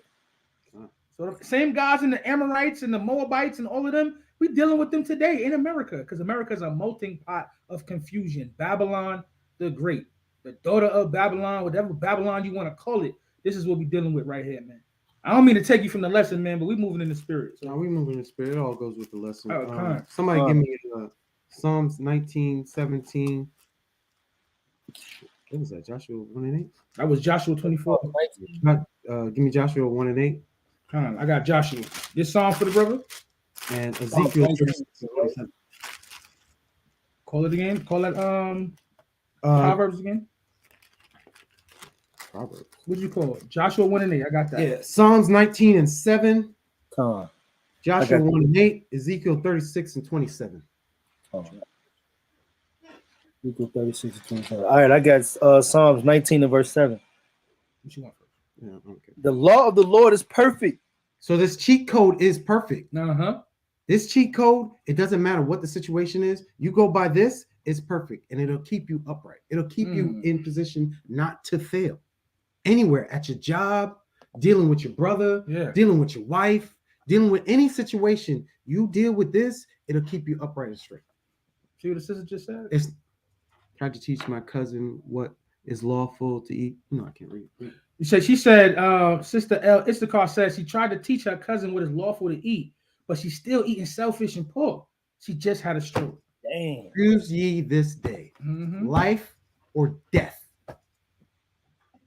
I mean, you can't say it any other way, and it sounds bad, but it's life or death for all of us right now. All the pork we done yam down is in your guts. You know, that's what the brother was saying. Like, we need to change our diet. He gave you a dietary code. He gave you the code. Don't eat that because it's gonna kill you. The pork's gonna stay in you and devour you. But oh, this tastes good. It tastes like rotten metal. That's what it tastes like. Yep. You take pork, just throw it on a thing, and it's gonna taste like some type of metal. I remember that taste. Take a pork chop, cook it up. Don't put no seasoning on it. Oh man, It's gonna taste like metal. Yeah, I don't know. That thing is what it tastes poison. like. I don't even remember. That thing is poison. I was looking at you know how they tell you the pig doesn't sweat, and it has that thing where all the it has like a hole where all the stuff just comes out. Yeah, I don't know. It's I don't so know. gross. It's nasty. Like a boil? Huh? Is it like a boil? I don't know. It's a hole or something that poison comes out of it. Oh, ugh. Why do you want to eat poison? If the Bible says it is unclean to you, that means it's no good for you. Right. Cheat codes. We don't want to use it. It's simple. It's real simple and practical. Don't eat that. Eat this. Don't be gay. Find a woman. Simple. Yeah, that's facts. But it's so hard for our people because we want to be like these heathens. Why do you want to be like someone who's under you? That doesn't make no sense. Mm-hmm. That's right. Yeah. He said he can't read. I was just posting it anyway. Psalms 18 and 30. The brother Knock posted the precept. Hey, listen, Sabbath morning brew. Post them precepts in the chat. And Aharon will read them. I'm gonna try to read as much as I can. All right, we having a good time this morning, moving in the spirit. Psalms 18 and 30. As for God, his way is perfect. His way is what? His way is perfect. The word of the Lord is tried. He is a buckler to all those that trust in him. Great precept. Get more simple than that, man. But our people don't. How long will our people love simplicity? I don't know. Like until we are destroyed, and that's where we're at. We're in the pit of hell right now. Right now. But the Most High still loves us and gives us a chance. He said, all right, I don't put you in this situation because you didn't want to listen, but here's your chance to get out. Keep these commandments that you didn't want to keep before. Do we want to do it, or we want to put an unk on your neck? Cross on your neck. Put on a green suit and go look for some eggs or something. Like the stupidity of our people is ridiculous. It's ridiculous. I'm going to go look for some eggs that came out of a rabbit's butt and run around with my kids and chase that. Why? Why? Anything that comes out of a rabbit's butt is doo-doo. A rabbit is not even a lawful animal to eat. So why are you eating? Like, what's going on? All right, here go another one. A rabbit can't even lay eggs. The rabbit can't even lay eggs. So what are you eating if it comes out of his butt? Food. That's why it's chocolate. Hey, yo, I just had to get in there real quick for what y'all talking about. Because he said, get down and lay down. You know what I'm saying? Choose these days. I got a question to ask. I'm going to ask the chat. All right. Yo, does the law change because of, does the law change to make you comfortable? Right? That's my question. Does the law change to make you comfortable? Because I don't want Canola's talking about this dangerous game that you playing with the law, right? You come up under a law, right? And then you do something you ain't supposed to do, and then now the law changes to get you up out of that situation, or the law changes so you can hey, you know what? I wasn't learned at that time. Now, it's convenient now. You stuck, and now the law changes, right? I'm gonna tell y'all something. I seen somebody recently, and this is how I know. Yo, get Aharon really quick, Salaki. You get that precept about the itching ears? I'm having a brain fart. But can you get it real quick? I need to find it too. Yeah, sometimes you gotta do that. Yeah. Hold on. I got you. It's 2 Timothy. 2 Timothy. I was gonna say 1 Timothy. Yep. Yeah. Get that real quick. Cause I'm gonna tell y'all what I saw recently, and it proved my point of what I've been believing, and it also made me a little sad, man. You know what I'm saying? You ready for it? Yep. All right, the book of 2 Timothy, chapter 4, and verse 3. For the time will come where they will not endure sound doctrine. After their own lust shall they heap to themselves teachers having itching ears. Hey, look, there's gonna come a time when they don't want the sound doctrine, the pure doctrine, right? What they, Christ said, basically paraphrasing, keep to what you had in the beginning, right? But they want to heap to themselves teachers having itching ears. What does that mean? These are the people who want to fly. I teach this all the time. There is somebody who's going to teach everything that you want to do. Yeah. If you want somebody to teach you, forget these females, just lay with them and drop them because they ain't SHIT. There's a teacher for that. If you want somebody to tell you and use a Bible to tell you you can smoke weed, there's somebody out there for you. Yeah. Sis, if you want somebody to tell you you can leave your husband because he made you mad and marry somebody else, there's a teacher for that. There's a teacher for you. That's why the Bible has this precept in there.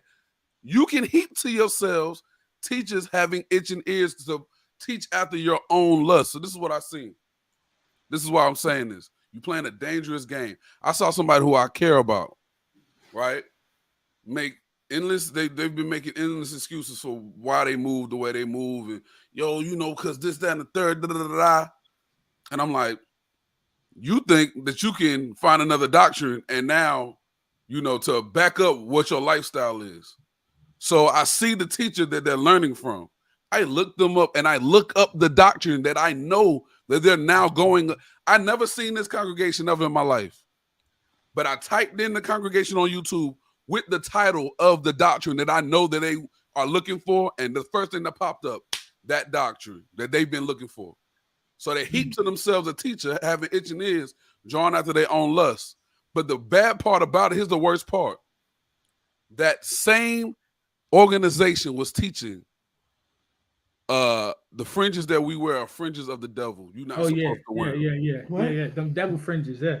Dude used to come to camp telling us that. We wear devil fringes. Babylonian fringes. Yeah. But here's the thing. Here's the thing. The person that's heaping to themselves these teachers wear fringes. They believe in the fringes. So you heaping to yourselves teachers, not even knowing what else they teach. You follow them for that doctrine so you can make yourself feel better, not even knowing they teaching other stuff that's outside of the doctrine that you believe in. That's dangerous, bro. That's a dangerous game that you're playing. It's a dangerous game. You got to, follow it. Get down and lay down. You either going to do this 100% or don't do it at all. That's all I'm saying. We got to hit verse 4. It's not don't do it at all. Don't do anything at all. You're going to be dead. That's a fact. The most important thing about this is, this is important. But verse 4 says, and they shall turn away their ears from the truth. We've been talking about this all morning. What is the truth? You're going to turn your ears away from the laws, statutes, and commandments because you want to hear what you want to hear. Because your soul lusts after a certain doctrine or whatever it is that you want. The fact of the matter is, it's always been order. You know what I'm saying? And order has always been the most high up top, the number one option in the playoffs in the game. He's the number one option. Everything. We passing on the ball all day. Listen, man, the Most High tell us what to do. We got to do it. And I'm gonna end on this. Here's the thing, right? This congregation tells you, not this particular congregation or whatever. I'm just using an example. I find a congregation that tells me I have a whoremonger spirit, and I have a congregation that I found that tells me that I can be a whoremonger, right? And then not knowing, I'm watching them just for that doctrine, not knowing they teaching you don't have to wear fringes, you don't have to keep the feast, you don't have to do this. The Israelites only Negroes or black people in America, they teaching all this stuff I don't know about, right? Guess what I'm gonna have to end up doing? What verse 4 just said? In order to save face, now I need to start wearing fringes. I gotta go all the way with it. Because people gonna start to realize, like, yo, you watching these people, but they teach this. To save face, I'm gonna have to go with it. And guess what? I'm gonna turn away from the truth. This is step one. This is Revelation 2 and 5. The Most High putting your light out little by little, because you following a doctrine that makes you feel good, man. Can you read that? Hey, bro. Revelation 2:5, go ahead. And I'm going to drop off. Shalom, y'all. Shalom. You can read that, y'all, sir? Fine, I got it. This is the book of Revelation, chapter 2, and verse 5, and it reads, remember, therefore, from whence thou art fallen, and repent, and do the first works, or else I will come unto thee quickly, and will remove thy candlestick out of his place, except thou repent. So he said, do the first works, keep the commandments, or he's going to take out your light, and there's nobody that's going to be able to shine it again. It's over. You got to fear him that can kill you both physically and spiritually. Get down or lay down. There's no gangster that's more gangster than Yahweh Yahushua. Hey, what's that light? What's that light he talking about removing? Do y'all know in the chat what that light is? He talking about removing that light that we have. He said we are the light of the world, right? Why? Why? It all ties back together. The whole scripture has been talking about the same thing since the beginning. Nobody got the precept for us? What's that light right there? Put it in the chat. I be trying to engage with brothers, man. Hey, there we go, Keziah. Shalom, Mark. Shalom. You gotta pull that precept, right? Let me get a precept though. I'm about to give it to y'all because I'm ready to hear more of the lesson. I go get it. I'll give you my favorite. Who got another one on top of this? Put in the chat. This is the book of Proverbs, chapter 6 and verse 23. For the commandment is a lamp, and the law is light. And reproofs of instructions are the way of life. There you go. That's my favorite one right there. That's how you can get into that light in Genesis. Anybody else got another one? Drop it in the chat. I'll say, okay, I see you could dodge. Proverbs 6 and 23. Same one I just read. But go ahead. Let's continue on with the word of the Lord. Where were we at? Okay. I don't even know where we was at. I finished Psalm 19 and 7, and I was holding Ezekiel 37. Was that you, or did I ask you for that? Yeah, you asked for that. No, I asked for 36 and 27. Okay, come on. 36 and 27. This is the book of Ezekiel, chapter 36, and verse 27. And I will put my spirit within you, and cause you to walk in my statutes. Yo, sometimes what we don't realize, starting to turn this a little bit, some of the laws are already entrenched in our minds. Like certain things, certain laws are in certain people. Like me, myself, I can't deal with a woman that deals with another man. I've never been able to do that. To me, it's just disgusting. I don't want to sleep with another man's condom.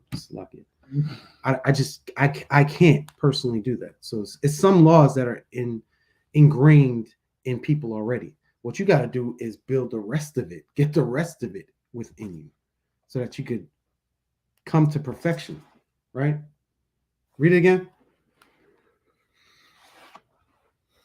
Man, yo, this right here, I love this right here. This whole little couple of verses right here, I love this. You could come up on this, but let's just read what he said. He asked you. You muted. Oh, I thought he was reading. Verse 27. And I will put my spirit within you, and cause you to walk in my statutes. So if you study this word, he's going to put the spirit in you. Seek to show yourself approved. You know what I'm saying? That still connects to that light, right? You know what I'm saying? You keep the commandments, study the word, you put a spirit on you, and you will be that light. And we're commanded to be that light, actually. We get into some of the laws of the zigzags. We're commanded to be that light. Go ahead. You said you wanted something else in there? Man. Go to it. You know me. I don't. Hey, man.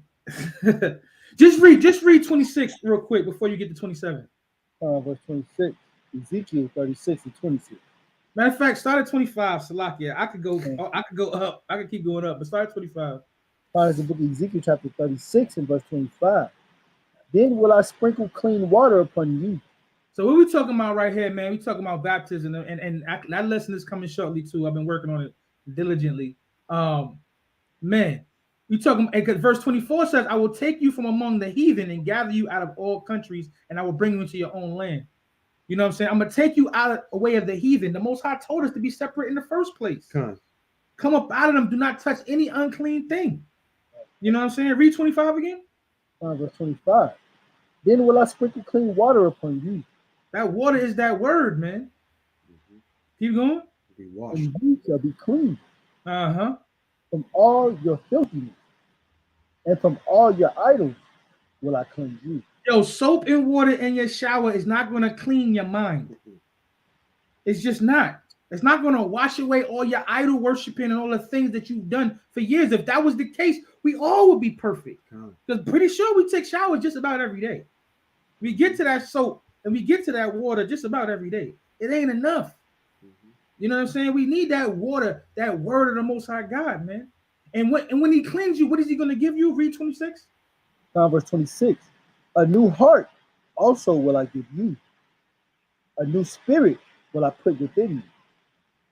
And I will take away the stony heart out of your flesh. And I will give you a heart of flesh. Man, that heart of flesh, man, is a heart of love, of understanding, a mind. Because you know the heart is the mind, right? You taught this a million times. The heart is the mind. That understanding, man, of the law, statutes, and commandments, that understanding of what the Most High wants for you. You know what I'm saying? And then, what does it say next? I will put my spirit within you and cause you to walk by my statutes. Man, you moving towards perfection. This is the new covenant. But we got to be right first, man. We got to get right. We got to be cleansed. All right, but I yield on that because I can go on a whole tangent. Keep going. Who was we even at? We just read Ezekiel 36:27. What you want next? What I told you that. Joshua 1:8? Yeah, Joshua 1:8 and Deuteronomy 7:6. All right, I'm still holding that too. The book of Joshua, chapter 1 and verse 8. This book of the law shall not depart out of my mouth, but thou shalt meditate therein day and night. So the word is not supposed to depart from you. You're supposed to speak the word constantly, meditate on the word constantly, deal with the word with your family and your loved ones constantly. You know, he picked me up. What were you listening to? LOZ, Light of Zion. LOZ, Light of Zion. I came in this car and I was listening to 613 Laws. You know what I'm saying? So we're supposed to live this. When you live this, it becomes natural to you, and you become on your way. You all right? So I'm gonna get on this road to perfection. You know what I'm saying? We have to get on the road and actually do something. We can't just sit lowly waiting for someone to do something for you. Get up on your feet. You get up on your feet to do any type of evil all day long. I'm gonna go to the club. I'm gonna go check this chick because her man's not in town. You know what I'm saying? Like, you do any kind of evil, but when it comes to doing the work, you don't want to do it. So, what does that say? Psalms 51:10 says, create in me a clean heart, O God, and renew a right spirit within me. That's what we're praying for, man, to renew that right spirit within us. That's right. The spirit that be on us, man, be off. Like, yo, I'm telling you, man, we be having to fight. You know what I'm saying? And that is what our warfare. It's not carnal, man, it's spiritual. Breaking down the strongholds. The strongholds that they teach us not to keep the laws. The strongholds that they teach us, the laws are done away with. The strongholds, the Bible is not for us. It's written by the white man. Like, the strongholds that they teach us, man, it's crazy. It's been rewritten 100 times. Yeah, all of the crazy stuff that they tell us, man. Just to take away our inheritance. Just to take away what we should be doing. And what people don't notice, you don't get that with like Muslim stuff or whatever. Like, if I'm doing any of that, nobody's gonna. What's the guy's name who don't like Israelites? A white guy. This whole thing is. I can't even think of his name because I pay no attention to him like at all. Apologetic. Eliel be getting on him all the time. He just did a class about him. Y'all know who he talking about, but I really pay him no mind.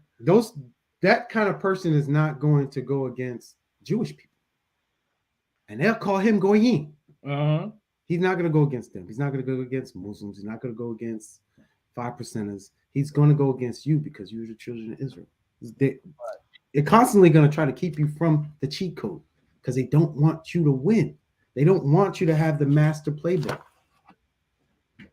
Facts. At all. They just want you to suffer and die in the ghetto. That's right. Where they put you. Well, actually, where you put yourself because you don't want to follow the playbook. That's You know it. what I'm saying? That's it. And let me read this again. The book of Joshua, chapter 1 and verse 8. The book of the law shall not depart out of thy mouth, but thou shalt meditate therein day and night, and thou mayest observe to do according to all that is written therein. For then thou shalt make thy way prosperous, and then thou shalt have good success.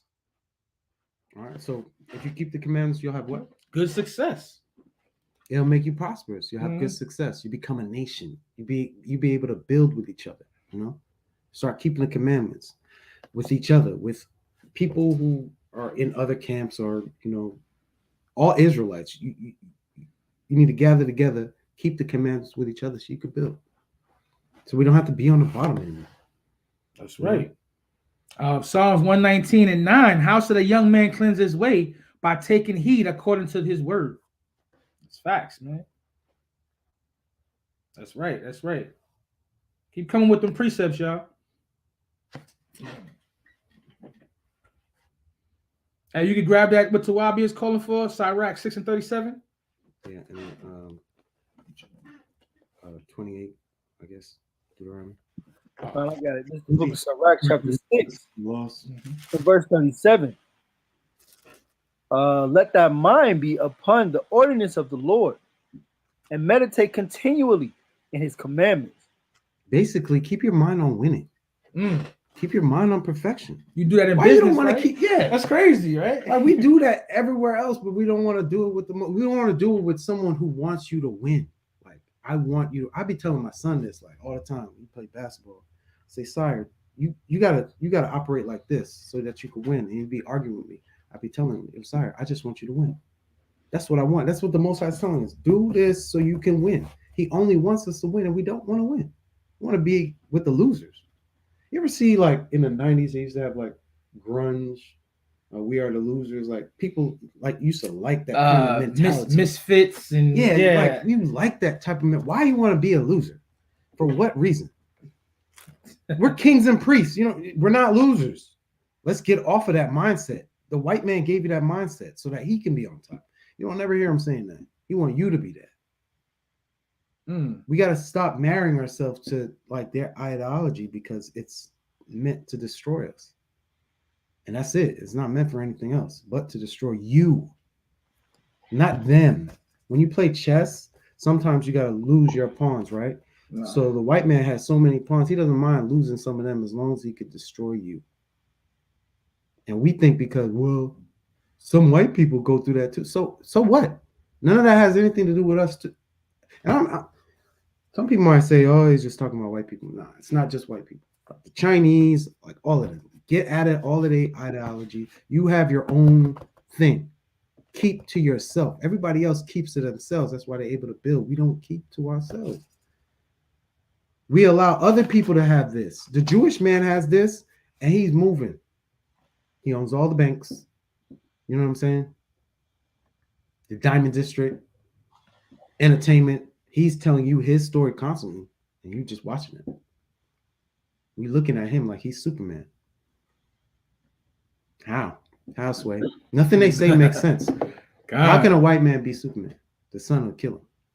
God, he was powered by the sun, right? Ain't that our melanin? Like, come on, man. Like that just don't work right.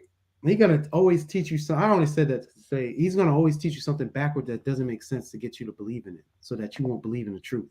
You look at the truth at some point like that. I don't know. I don't know if that's possible. I don't know if Yahushua was a so-called black man. I don't know. I don't know if we've ruled Europe for 1,000. I don't know. Nothing truthful is possible to you because you believe in a lie. Some people believe in Superman more than Yahushua. That's crazy. What you want, man? Where you want to go? You want to get to the laws? Yeah, let's get to some of these laws. You want 22 and 5, Deuteronomy. That's what you want? Yeah, come on. Let's hit some of these laws, man. Some practicality aspects of these things, man. The book of Deuteronomy, chapter 22 and verse 5.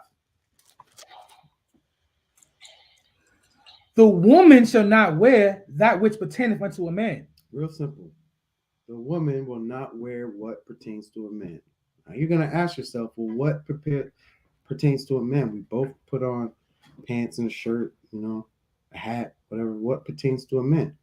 Let's go back before you were told his story. Let's go back to when we were just kids. When you went to the bathroom at school, you knew automatically which bathroom to go into. Because why? Because it had a even if you couldn't read, pants and a skirt. Did you ever go in the one with the skirt? Nah, why? Never, because I wore pants. And I knew simple, it was for me. But now you have the man, the woman, and what's the one in the middle? Oh man, we got the non-binary. It's like a half woman, half man. Damn, really? Oh, yeah. I ain't seen that one, but that's crazy. I believe it. I believe you seen it. It's a half woman man thing. So it's like 3 bathrooms, and then they got the family bathroom where everybody just hangs out. They got those. The one he talking about. They got those, and they say we don't care what you are, just wash your hands. Hey, look, I ain't trying to talk about no particular camp, but Judah had made a point. You know, some brothers teach certain doctrines, you know, and some people will gravitate to that because that's what they want. You know what I'm saying? So some people will sit there and be like, oh, this doesn't mean that, you know, this means you can't have military outfits or war apparel on. Right. Literally, let's read it again. The woman should not wear which pertains to a man, neither shall a man put on a woman's garment. What's a woman's garment? It sounds like to me that a man's garment is pants, you know what I'm saying? A woman's garment is a dress. That's what it sounds like to me. But, you know, everybody got their own way of teaching it and breaking it down. But we, in this camp, we teaching it like this. You know what I'm saying? A woman should not be wearing what pertains. That's the law.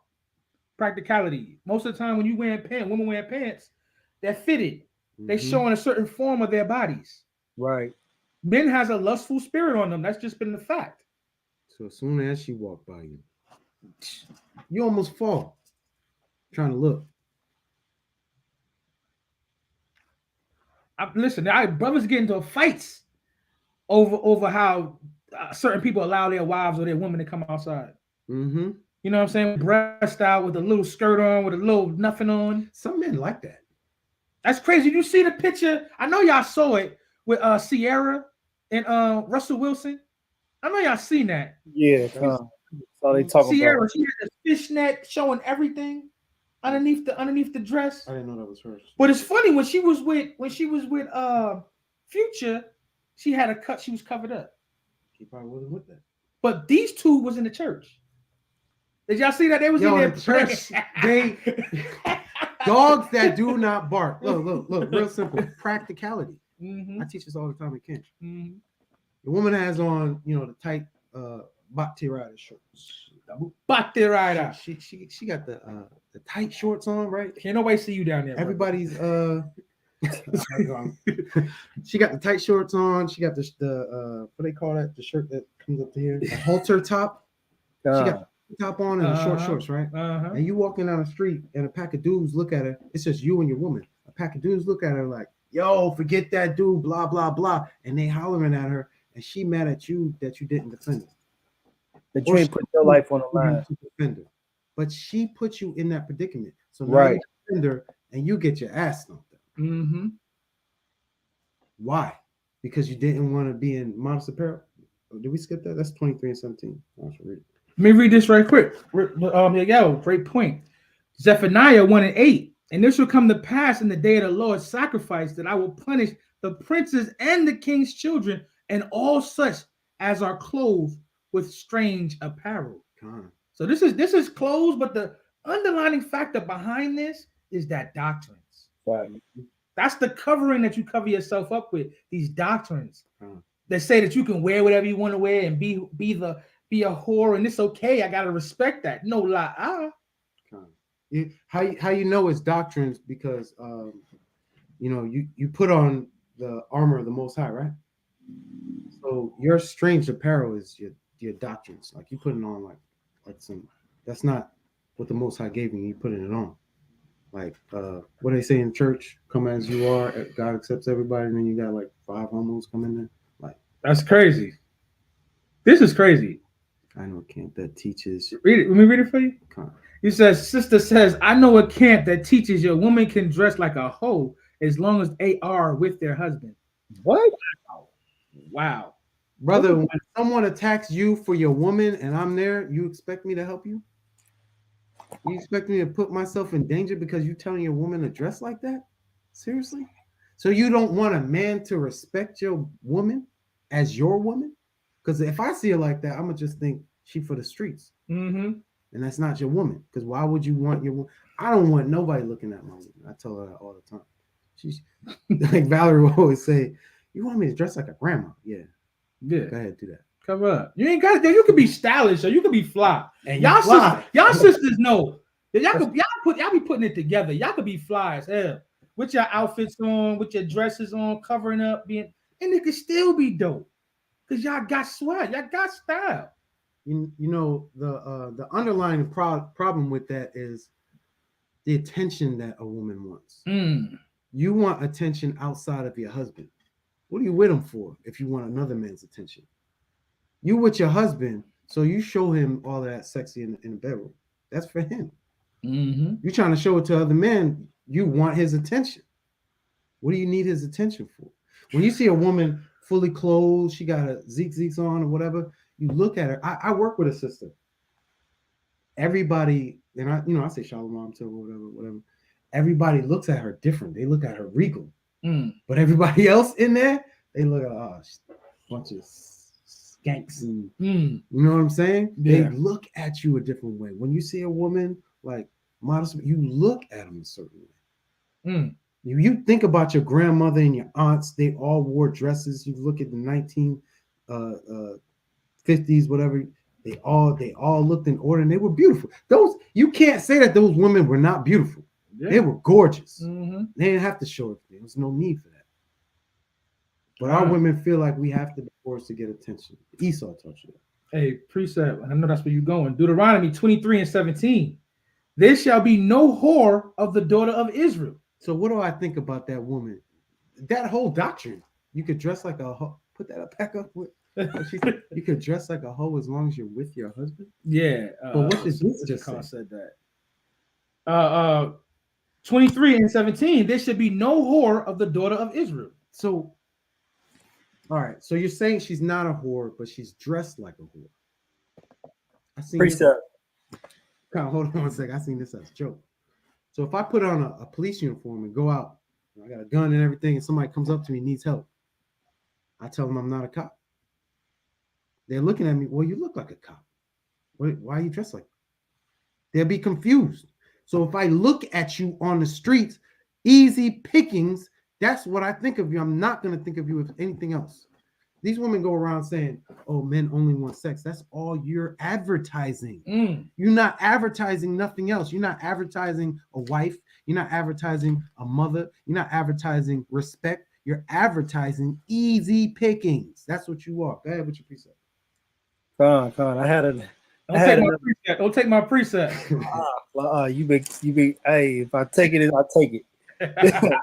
This Sirach chapter 19 and verse 9. Okay, bring it out. God, hold on. Make sure it's right one. Hold on. If you ain't ready, I'm ready. 19:29. Okay. Right. This is the book of Sirach chapter 19, verse 29. A man may be known by his look, and one that hath understanding by his countenance.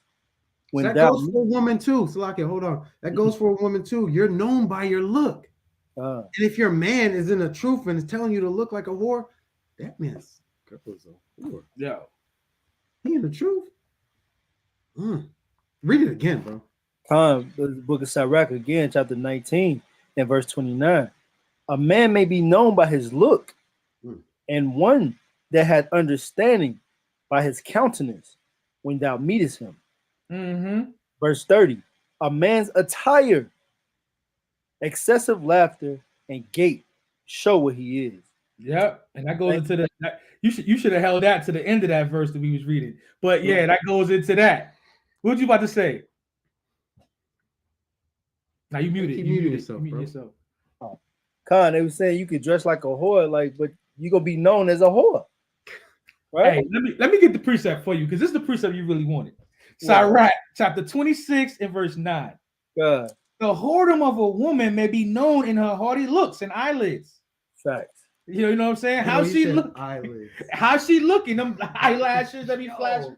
Yo, come on, man. He said them umbrellas. Hey, listen. The fact of the matter is, when you see a sister looking a certain type of way, yo, we automatically thinking sex. Facts. You know what I'm saying? That's what a brother thinks. Brother's not thinking, damn, I wonder what she thinks about the Lord. Nah, not with your behind out and your breasts in the air. Salakia, you're showing me what you think about the Lord. Yeah, you're showing me. I'm gonna keep going on this right here though. Verse 10, it says, "If thy daughter be shameless, keep her in straitly, lest she abuse herself through overmuch liberty." And that's what be happening too. And that's what the preachers, the watchmen are commanded to do. You might not be my daughter, but you're my sister, and I love you. That's right. So the rebuke is love. You know what I'm saying? And this is just one of the laws, but this is the practicality of it. You know what I'm saying? He just decided to go with this one first, so we're gonna keep going with it. Verse what did I want? Verse 11. "Watch over an impudent eye and marvel not if she trespass against thee. She will open her mouth as a thirsty traveler when he has found a fountain and drink of every water near her. By every hedge." You can tell that a black man wrote this. Yeah, it's basically saying she gonna be desiring. You can get deep into this, but the fact of the matter is she'll be desiring people's attention because she's. Salaki, that's every woman on TikTok, IG, and all of them, Facebook, all of them. All that's all you doing. They'll play something about some song about love or something. All you doing is tweaking or doing that little wiggle thing, shaking your hips, you know. Dude is lusting. You know what I'm saying? But the fact of the matter is she wants that attention. So it says she will open her mouth as a thirsty traveler when he has found the fountain and drink of every water near her. By every hedge will she sit down and open her quiver against every arrow. Hey, listen, man, you will be known by your looks. This is what the Bible says. Eventually, that's what will happen. Right. Because the dude that told you this side, like, yo, listen, I done got that. I done filled her up with my arrow. You know what I'm saying? I'm gonna keep it moving because she's having these actions. She's behaving this particular certain type of way. You know what I'm saying? Hey, listen, man, Israel, we got to get that whoredom out of our system as women, and that whoremongering spirit for our men. We got to remove that from us.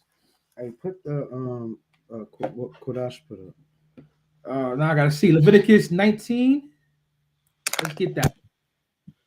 Brother Kadash dropped this precept, Leviticus 19 and 29. Then he went all the way to not just 29, Slocky. "Do not prostitute thy daughter to cause her to be a whore, lest the land fall to whoredom and the land become full of wickedness." And you got that in the music. Yeah. Nowadays. You watch a music video. I was watching something with Mace and what's the other guy's name? That wear the pink all the time. Oh, Cameron? Mace and Cameron, they got their own show, right? We old, y'all. And, yeah, and in between what they be talking about, they be playing like Cam's videos. And this man, like, he got to be my age or older.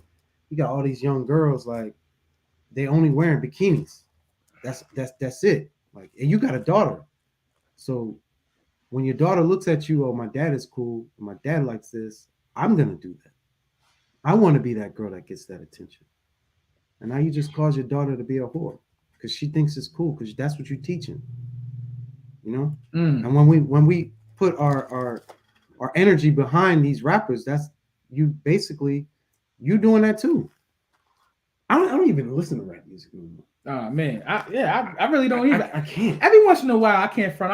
Every once in a while, I like the way J. Cole might flow, but he don't really be trying to bash the women too much. It's not too much of that. You know what I'm saying? Because some of that stuff turns my stomach. I'll get into the truth music. I just don't want to hear I'm gonna kill you dead and I'm a F your chick all the time. I don't want to hear all the time. Where you at? Where you want to go? Leviticus 20 and 13. You want to grab that for him or you want me to? Leviticus 20 and 13. Yeah, and then we're going to go through Exodus. Huh? It's too much? No. Go ahead. We good. Finds the book of Leviticus chapter 20 and verse. Y'all, Shalaka, real quick, if y'all enjoying this lesson, man, if y'all having fun this Sabbath, drop a 7 in the chat, y'all. Drop a 7 in the chat. We want y'all participation. Y'all been participating too. We appreciate it. People been in the spirit this morning. We've been in the spirit this morning, man, and I'm feeling good about this. So, yo, let me see if y'all enjoying it. If y'all you know what I mean. If y'all in it, drop a 7 in the chat, y'all. If you're not enjoying it, don't put a 7 in the chat. Right. Hey, Kadash, but a question. Oh, that's a 7. Okay, Slagi. Yeah, Con. Let's move in the spirit, man. Y'all too. Keep the spirit moving. Help us keep the spirit moving. It's the book of Leviticus, chapter 20, and verse 13. If a man also lie with mankind, as he lieth with a woman, both of them have committed abomination. So if a man sleeps with a man the way you're supposed to sleep with a woman, you committed an abomination. It's very simple. It's not hard. Go on. That's plain. They shall surely be put to death. And you'll be put to death. That's very practical. Do this, you will die. Do this, you will die. As a nation, we do that, we get AIDS. We get AIDS the most. Hey, doing that. Hey, why do we want to be part of the alphabet community that, what is it, LGBT, STD community? Why do we want to be part of that? You know what I'm saying? Why do it don't make no sense. It's death. Salakia, after camp, we went out to eat one day, and we were near the Bulldog. It's a gay club here in Atlanta. And it was a sister out there, and y'all were all asked her, we were just talking, and she was like, 50% of these men have AIDS. It's crazy. Dang. Was it the sister that was giving out condoms? Yeah. I remember that. I was there that day. Yeah. So he asked her, so why don't you just tell them not to do that? Not to have gay sex. You giving them condoms. And she didn't answer that, man. But that goes to what y'all was saying before. You look for a doctor. You look for someone to tell you it's okay. Yeah, it's okay. You got AIDS. Just take this condom and and continue to do what you're doing. Carry on. And what a lot of the gay, I guess we should call Hispanic, Native American, and black, so-called black gay community don't realize, the white people, they don't like you. They just want you to come around when there's like a festival to up their numbers, or if they got to vote for something, they want to be on TV. That's all they use you for, advertising, the numbers. They don't care about you at all. They don't. Most of them are racist. I learned that from a gay person. She said she don't go to Pride, she don't do none of that stuff because those people don't like her. I said, so why are you following me? Yeah. She couldn't get past that though. Yeah. Our people can't get past that. Don't follow the ways of the heathen because they don't love you. That's right. Hey, you want to hit more on this? Yeah. Okay. Oh no. I want to go into something a little higher in the same chapter. But hey, listen, you be a faggot, you're gonna die. If you don't repent, you're gonna die. And I don't even teach like that, but it's a fact. I do. He does. If you continue on down that path, you're gonna die. So you know what I'm saying? We trying to wake our people up, trying to be preachers like Solomon said, man. You know what I'm saying? Be watchmen for our people. I want to go back up to verse 10 though in that same chapter. Read 10 and down to 12 too, Baba Cashapp. All right, Khan. This is the book of Leviticus, chapter 20, starting at verse 10. And the man that committed adultery with another man's wife, even he that committed adultery with his neighbor's wife, the adulterer and the adulteress shall surely be put to death. So this goes back to what we was talking about earlier about dressing in strange apparel. You know what I'm saying? Women coming outside wearing crazy, men having that lustful spirit, wanting Mr. Stay Your Girl spirit, all in the music, all in the movies. You know what I'm saying? We was watching SVU. The dude's father was sleeping with his son's wife. Wait a minute, get that. that's a law. It's right here. It's that's why I said read it down to verse 12. But you know what I'm saying? That's what would be happening. It'd be craziness happening out here, man. It's like I gotta say something real quick. So most people say you can't keep the law. You can't not sleep with your son's wife. You can't not do that. You can't not have sex with your kid. You can't not do that. That's a law that you can't keep. Right. Like I don't understand when they say, "Oh, it's too hard to keep the laws." It's not hard to keep these laws. Yeah, watch them. I don't look at my. Yeah, you gotta watch. I'm not gonna look at my son's wife and want to bang. No, what's wrong with you? That's crazy. What's wrong with you? I'm not gonna look at my dad's wife and be like, you know what? When my dad goes to sleep, that's crazy. Yo, read verse 11. Verse 11. And the man that lieth with his father's wife hath uncovered his father's nakedness. Both of them shall surely be put to death. Their blood shall be upon them. What are you thinking? Like, what are we thinking, man? These are practical things. Yo, you can't sleep with are you violating your father? No respect. And so you breaking multiple laws when you do that. Yeah. Because you're supposed to honor your father. Are you honoring your father banging his wife? Really? That's crazy. That's that Michael Jordan's son spirit. Michael Jordan's son? Michael Jordan's son went after Scottie Pippen's wife. Our people are crazy, man. And what's the guy's name? Mr. Steal Your Girl. What's his name? Chris Brown? Trey Songz, yeah. Oh, one of them. I was saying. Oh, yeah, light skinned people. All them light skinned people. Trey Songz ain't even that light skinned, man. He talking about. Yeah. So you get that mentality, and we push that as a people.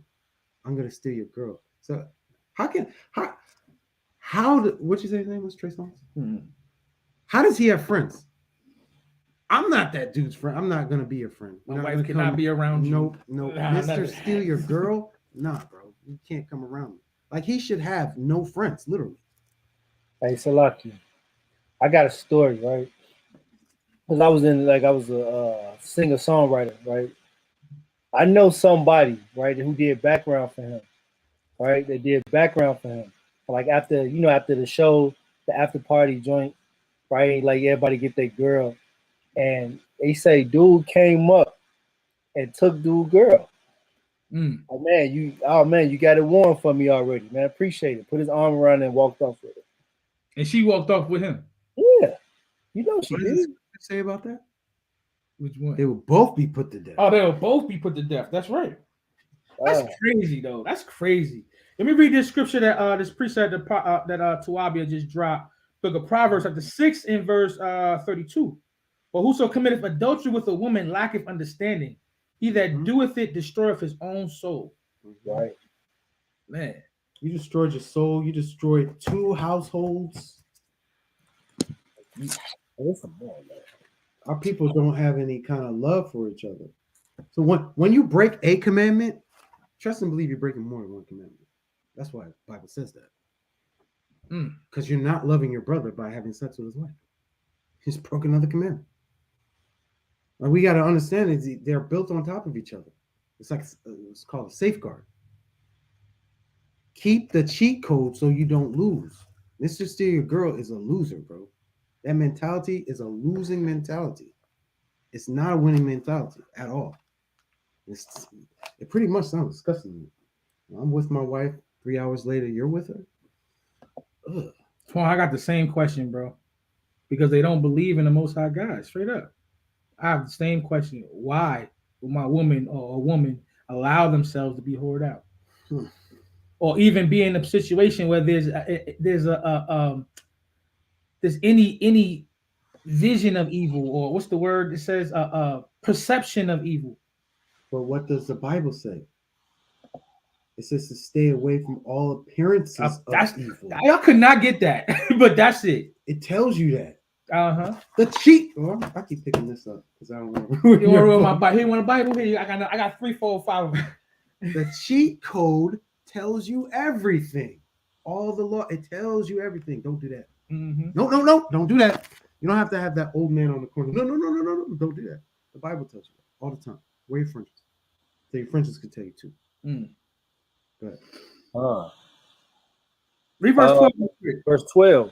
And if a man, Salaki, this is the book of Leviticus, chapter 20, and verse 12. And if a man lie with his daughter-in-law, both of them shall surely be put to death. They have wrought confusion. Their blood shall be upon them. Yeah, we are in the land of confusion, the land of Babylon, man. But it's okay to do these things. It's all right to do these things, man. All them secret sins. We were just talking about that earlier when we read Ecclesiastes, chapter 12. Verse 14, all those secret sins, man, will come back into judgment in those days, in those last days. Man, repent. How do you look at your son after that? Why do you think he's going to respect you after that? Why would he? Like, why? There's no reason for him to do that. My dad did this to me? Oh, man. Like, you broke him. You're going to break your child. Mm-hmm. Yeah. There's no love there. You don't love your son if you do that. You don't love yourself. Your son is an extension of yourself. You don't love yourself. That's crazy. Go on. No, that was it. That was it on that.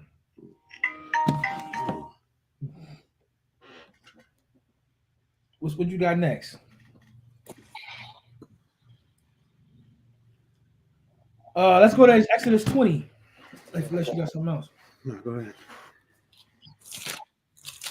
The book of Exodus, chapter 20. What you want me to start at?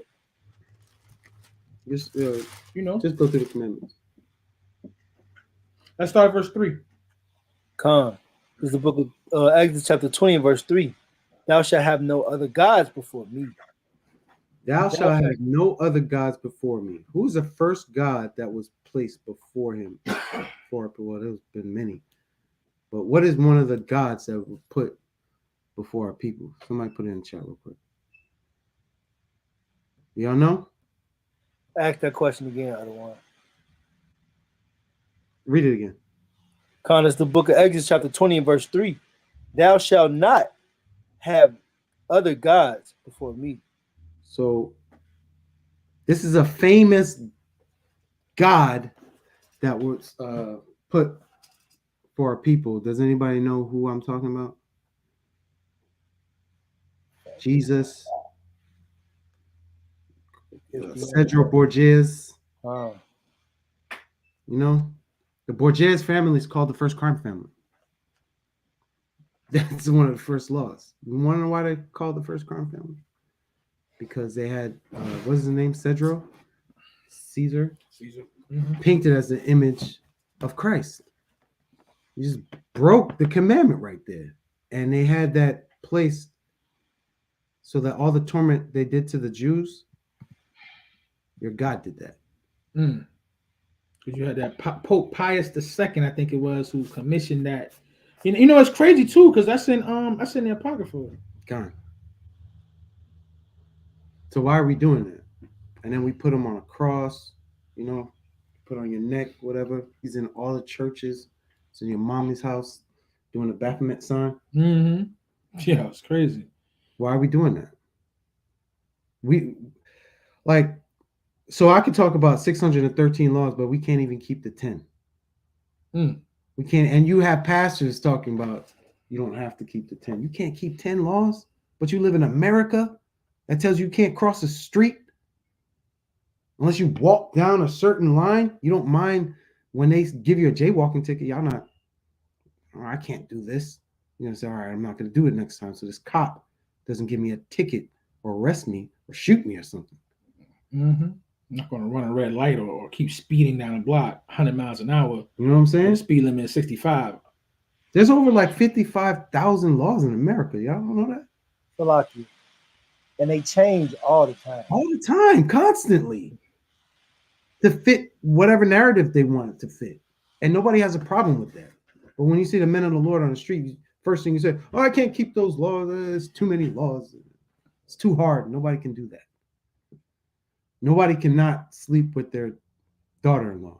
Nobody can do that. Crazy. That is way too hard, bro. Yo, brother, I gotta shave my beard. I got to shave my beard. We didn't even get into that. We got a bunch of laws that we got to get into. We ain't gonna touch everything. That's why he said he's gonna be. Yeah, we're gonna do a series. There's a series on this. There's so many laws. Let's keep on going some of this stuff. Yeah. Exodus 20 and verse 4. Thou shalt not make unto thee any graven image. We just spoke about that. That's the the cross, the Jesus pieces. Yeah, that's your graven image. But our people love to do it. You know, I know someone who has the names of my family members tatted on his arm. Why are you doing that? Hey, you want to talk about it? Like we often do things that we're not supposed to. No, we'll get to that in a second. Right. Keep going. I'm sorry. I just skipped. Yeah, in the spirit. Or any thou shalt not make any. Thou shalt not make unto thee any graven image, or any likeness of anything that is in heaven above, or that is in the earth beneath, or that is in the water under the earth. God. So even some of our people, you know, they have the Yahushua picture that they put up. That's an image. Like, there's no reason for that. Go ahead. Verse 5. Thou shalt not bow down thyself to them, nor serve them. Yeah, we can't serve these other gods. We can't do that because you're supposed to put no God before him. That's the law on top of the law. Again, the law is always on top of each other. You know? Go ahead. I got a precept for you. Go ahead. This is what Tawabia just pulled out in the book of Habakkuk. Chapter 2 and start of verse 18. It says, what profiteth the graven image that the maker thereof have graven it? The molten image and a teacher of lies, that the maker of his works trusteth therein to make dumb idols?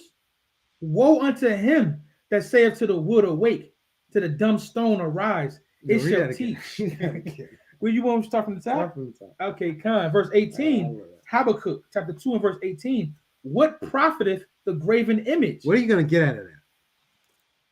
Like you got that graven image. What does it do for you? Read. The maker thereof have graven it, the molten image, and a teacher of lies. It's teaching you lies. You're lying about the image of Yahushua.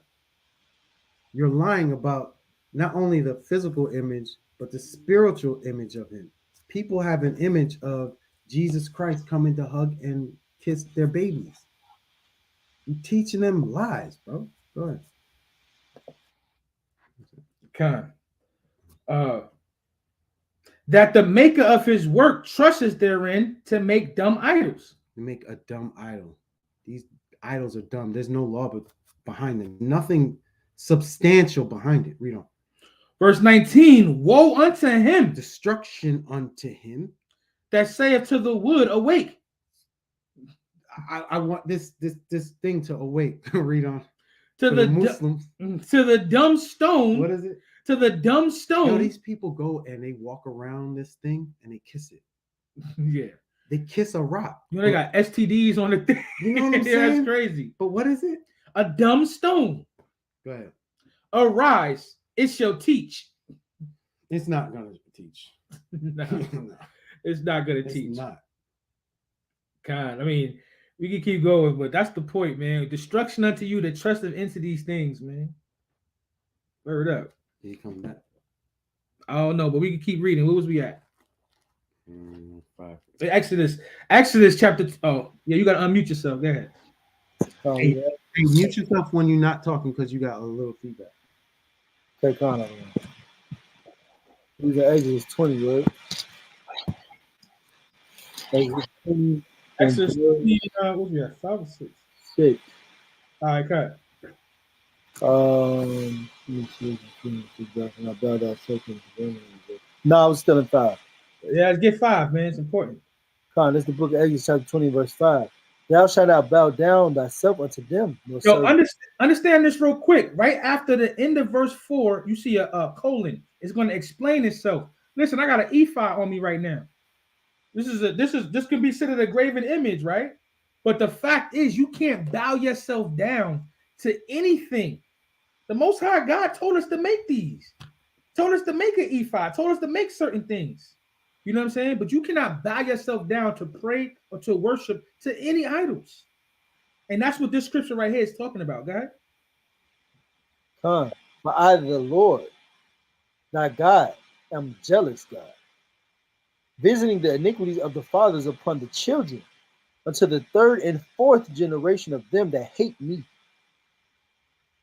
and showing mercy unto thousands of them that love me and keep my commandments. So he'll show you mercy if you keep his commandments. That's something y'all gotta know. Like mercy, you won't lie down if you keep his commandments. You know, that's not a threat, that's a promise. Like, and he's keeps all his promises. You will die. Go ahead. Verse 7.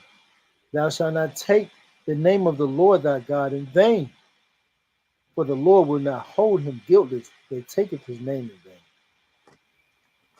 What does that mean? What does that mean? You can't take the Lord thy God's name in vain, because you just look at that and be like, yo, don't say it. I mean, that's what he was taught in church, right? Don't say God's name. And in church, God's name was God. So it was like, you can't say goddamn words like that. You couldn't say that, right? That's taking the Lord's name in vain. The book of Leviticus 19:12 says, and ye shall not swear by my name falsely, neither shalt thou profane the name of thy God. I am the Lord. That is taking your name, taking the Lord's name in vain, man. Making an oath or swearing and not living up to it. That's taking the Lord's name in vain, man. If you're doing that, you violating the commandments. And listen, you don't have much time left. You need to repent. You muted. Go ahead. Not just saying time. A lot of people don't know what you just said at all. Verse 8. Remember the Sabbath day to keep it holy. 6 days shalt thou labor and do all thy work. But the 7th day is the Sabbath of the Lord thy God. In it thou shalt not do any work, thou, nor thy son, nor thy daughter, thy manservant, nor thy maidservant, nor thy cattle, nor the stranger that is within thy gates. For in no working on the Sabbath, man. We're supposed to run the world, man. You know what I'm saying? Nobody that's underneath us should do any work. Straight up and down. We talked about this before. You know, some of the things that we do nowadays cannot be really considered as work. You know what I'm saying? I'm not kindling a fire if I light my incense. You know what I'm saying? Because I got a lighter that all I got to do is flick this thing right here. Is that really work? You know what I'm saying? So simple things. We talking about the practicality of the law. And our elders taught us that too, man. Simple things. We have to have the understanding that some of the things are not necessarily work anymore. You know what I'm saying? But if, you know, we talked about buying and selling too. If I have to buy something, somebody got to work. Somebody got to sell it to me. You got internet. You got all types of things that makes it convenient for you to do these things nowadays. Think about the law. Think about the Most High. And think about your own conscience. You know what I'm saying? And if you feel like it is right, you know what I'm saying, to do what you need to do for whatever purpose you have, hey, listen, man, that's you and the Most High. But the fact of the matter is the law is saying this, man. You got something you want to add, y'all? Sir? Oh, no, all right, well, let's keep... I can't hear you. It's not hard to keep the Sabbath, man. It's not hard to keep the Sabbath, man. Sabbath was made for man, not to be a burden, man. Like you said, right. It's not work to flick a lighter. Right? It's not work. It's not work to push a button. You know what I'm saying? I can't take a hot shower because I got a hot water heater. You know what I'm saying? Because that's right. I can't drive my car to camp because it's a combustion engine, right? Right. Damn, I'm trying to do good on the Sabbath. Like, what the heck? You're gonna try to make these things grievous unto me. Listen, I'm gonna keep the laws to the best of my abilities, man. That's the practicality of the law. All right. A lot of us gotta pay for parking when we get to camp. Crazy. I hate doing that. I ain't even gonna hold you. I hate doing that. Yeah, man. Practicality. Brother Cashapp asks, how difficult is it to rest? Right. How difficult is it to read the scriptures or jump on a class with brothers and sisters and come together and fellowship? Right. You know what I'm saying? Salakia. I don't know if y'all hit that point yet, but the Sabbath was made for you to rest your spirit, to recharge your spirit, you know? And we would rather just pollute ourselves on the Shabbat doing other things than that. And then on Sunday, you go to church after you done polluted yourself the whole Shabbat. You know, get a guy $20 and think it's okay. No, it's not. You're supposed to keep the Shabbat holy. Thus saith the Lord, thus saith the Holy Bible. There's nothing in between that. You can't change that. I can't, like, people want you to make an avenue for them to get away with doing certain things, and there's no way around it, bro.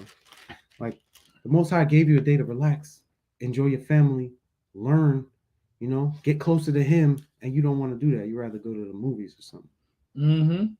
A day party. You know what I'm saying? Let me read this real quick. The book of Mark, chapter 2 and verse 27. And he said unto them, the Sabbath was made for man, and not man for the Sabbath. Man, it's made for us, man. It's made for our rest. It's made for us to get right and connect with the Most High God. It's made for us to join together and come together and do what the Most High told us to do in Zephaniah 2:1. And who said that, though? Huh? Christ said this. Red letters. Mark 2 and 27. Y'all can check it out yourselves. And 28 literally says, therefore the Son of Man is Lord also of the Sabbath. But we don't want to listen to him. Nah. We're gonna get into those practicality lessons that Christ teaches too. You know what I'm saying? About working. We're gonna have to get into that too at some point. You know what I'm saying? Helping your brother out when he needs help. You know what I'm saying? Pulling an ox out of a ditch. Yo, that's labor. That's labor. Think about it. That's labor on the Sabbath. You know, they eating the showbread. They eating corn. You got to work. You got to do stuff to get that. You got to chuck the corn. You got to pull it. Yo, we're going to get into all of that one day during this during these classes that Adawan's going to put together. You know what I'm saying? That should come sometime after the Passover. Hey, Salaki. Imagine a brother or sister coming to camp. They get a flat tire on the way to camp, and the brothers be like, "Well, you gotta wait there until it gets crazy." I'll at you.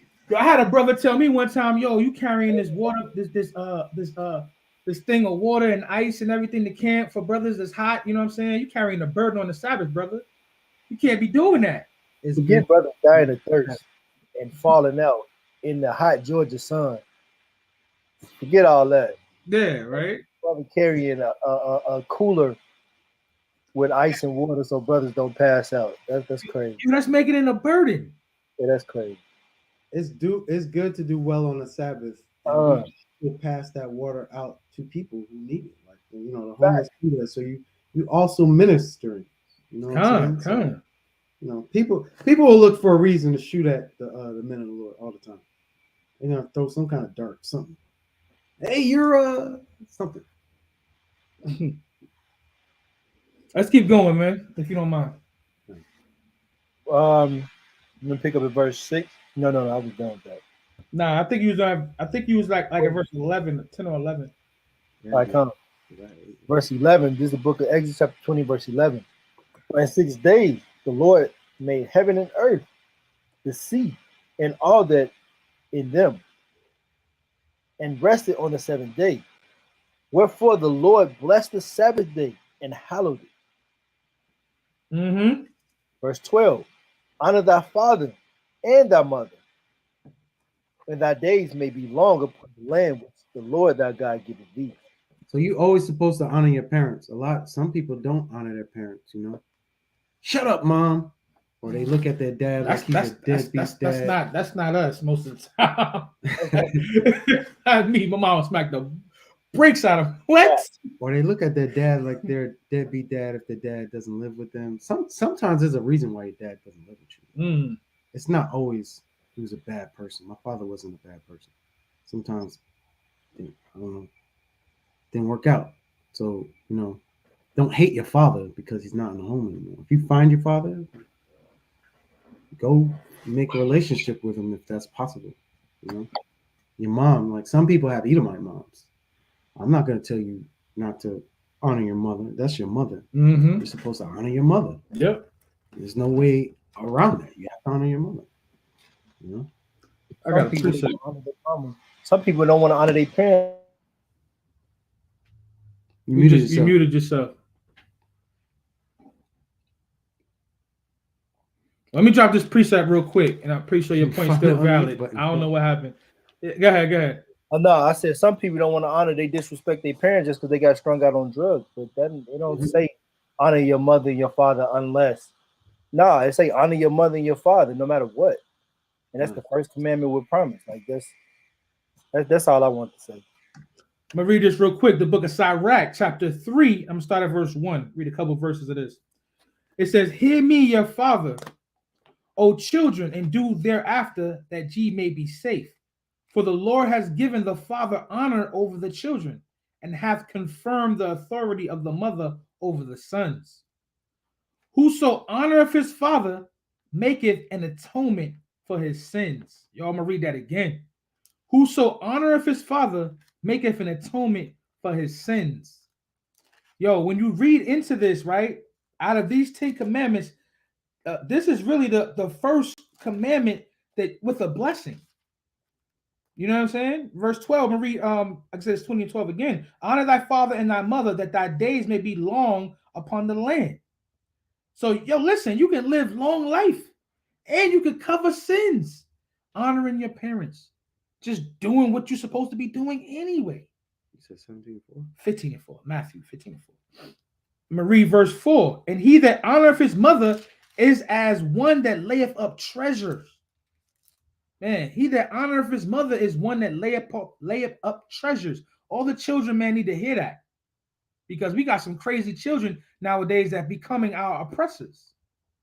You know what I'm saying? You working like a slave to get your son the new PlayStation 5, and he's bringing home Fs. Because you just want to see him happy. You're going to keep Christmas and Easter and New Year's and all those things that violates the laws of God because you want to see your children happy. Mm-hmm. You know what I'm saying? But they don't understand. The children is the one that needs to honor your parents, man. It's not the other way around. You don't honor your children. But we fall into that. Practicality of the law. Practicality of the law can practically improve your life. Man, y'all can read the rest of this yourself. Sirach chapter 3. I got mine marked all the way down to verse 16. But yeah, man. Slovakia. Give me Isaiah 3 and 12 real quick. If I get it there first. I got the tabs on that. I got it. This is a book of Isaiah chapter 3 and verse 12. As for my people, children are their oppressors.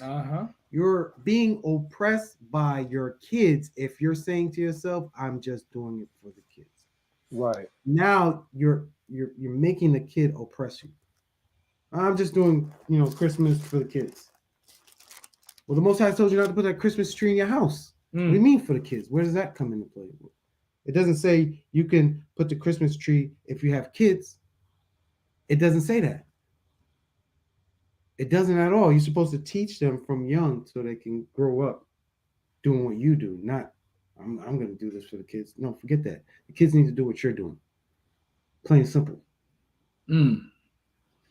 Hey, let's read real quick. Matthew 15. I want to read some of what Christ was talking about with this. Let's go. Let's start at verse 3. Let's read down to verse 6. It's the book of Matthew, chapter 15, and verse number 3. But he answered and said unto them, why do ye also transgress the commandment of God by your tradition? That's what we do, man. Our tradition, like we were just talking about, right? Our traditions have been Christmas and Easter and all the different things, birthdays. You know what I'm saying? Why are we transgressing the commandments of God for our traditions? Keep going. Verse 4. For God commanded, saying, honor thy father and thy mother. He that curseth father or mother, let him die the death. Let him do what? Let him die the death. Listen, you can either cover up your sins or you could be commissioned to die for disrespecting your parents. You can honor your parents and cover up the things that you've done in the past. That's a way of doing that. Or the opposite way is you can die. You going? Verse number 5. But ye say, whosoever shall say unto his father or mother, it is a gift, by whatsoever thou mightest be profited by me. Read. And honor not his father or mother, he shall be free. Thus have ye made the commandment of God of none effect by your tradition. Man, so it's say, man, this is a gift. You know what I'm saying? You could be profited like, yo, I don't need to honor. You know what I'm saying? My mother and the father. You know what I'm saying? I don't need to do these things, man. Yo, you free. You can be free from these laws and living how you should live. You know what I'm saying? But you have made the commandments of none effect. You've made the traditions of your idolatry, because that's what it really is, come down to. The idolatry more important than the laws of God, man. That's right, man. Yahushua literally quoted the law. Like, don't get it twisted. He quoted the law. But they say you don't have to keep the laws no more. You don't have to keep the laws. You don't have to keep the laws no more. So I don't gotta honor my parents. I don't have to, you know what I'm saying, keep the Sabbath. Oh, what's the next law? What's the next law in verse 13? In Exodus. Exodus 20 and 13. Thou shalt not kill. I could kill whoever I want to do. I could murder, kill. Because that's what the songs say, right? Mm-hmm. I could do whatever I want to do now. Shoot a nigga, stab a nigga, kill a nigga dead. And take your girl at the same time. Because that's going to come up soon too. As a matter of fact, that's coming up next. Read 14. Verse 14. Thou shalt not commit adultery. Read 15. Verse 15. Thou shalt not steal. Wait, Salakia. Committing adultery is stealing. Yeah, that's what I said. Because the woman belongs to the man. Go ahead, keep going. That's what I said. Read them together. That's crazy. Go ahead, keep going, man. Verse 16. Thou shalt not bear false witness against thy neighbor. Man, lies. I got to say lies and deception. I'll be singing that all the time. Hey, look, man. That's what we about, right? You got it in Proverbs, the 6 things the Most High hates. Oh, Proverbs 6 and 13. I got it right here. The book of Proverbs, chapter 6, I'm starting at verse 16. Okay. These 6 things does the Lord hate. Yea, 7 are an abomination unto him. A proud look, a lying tongue, and hands that shed innocent blood. That's what we were just talking about, right? Hands that shed innocent blood even can be considered, first of all, killing, also can be considered an adultery. You know what I'm saying? And a heart that deviseth wicked imaginations, feet that be swift and run into mischief, a false witness that speaketh lies, and he that soweth discord among the brethren. Man, the Most High hates that. And that's in the laws of God. What's going? Hey, the brother Ben Yum Yum trying to get up in there. I'm about to add you to the link, Ben Yum Yum. I'm about to close it out, but you know what I'm saying? I'm pretty sure you can add something to it. Oh, dang. I see a brick wall, brother. You got to fix your back. You got to fix your screen. Oh, he put that brick wall there. Yeah. Shalom. Unmute yourself. Unmute yourself. I don't like that backdrop either. You look. Just get rid of. Yeah, I look crazy. Yeah, you look crazy right now. I don't like that backdrop. I'm gonna do something about that. All right. That's somewhat better. It's too light, but it's somewhat better. Hey, Ben Yum in the building. Shalom. Shalom, King. Shalom, my God. You guys doing? Hey, man, family. This is strong.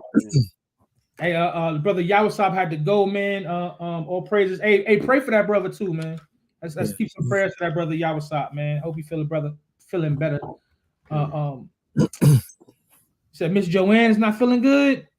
Hey, Miss Joanne Gilchrist, man, we love you, sis. I was looking for you in the top earlier, and I'm gonna shout you out because you always in this class, man. And I appreciate you so much. I really do. So we nothing but love, man. And I hope you feel better, man. I pray that the Most High bless you and heal you for whatever it is that you're going through. Hey, we was dealing with false witnesses in verse 16 and in Exodus 20, and we about to go to verse 17. All right.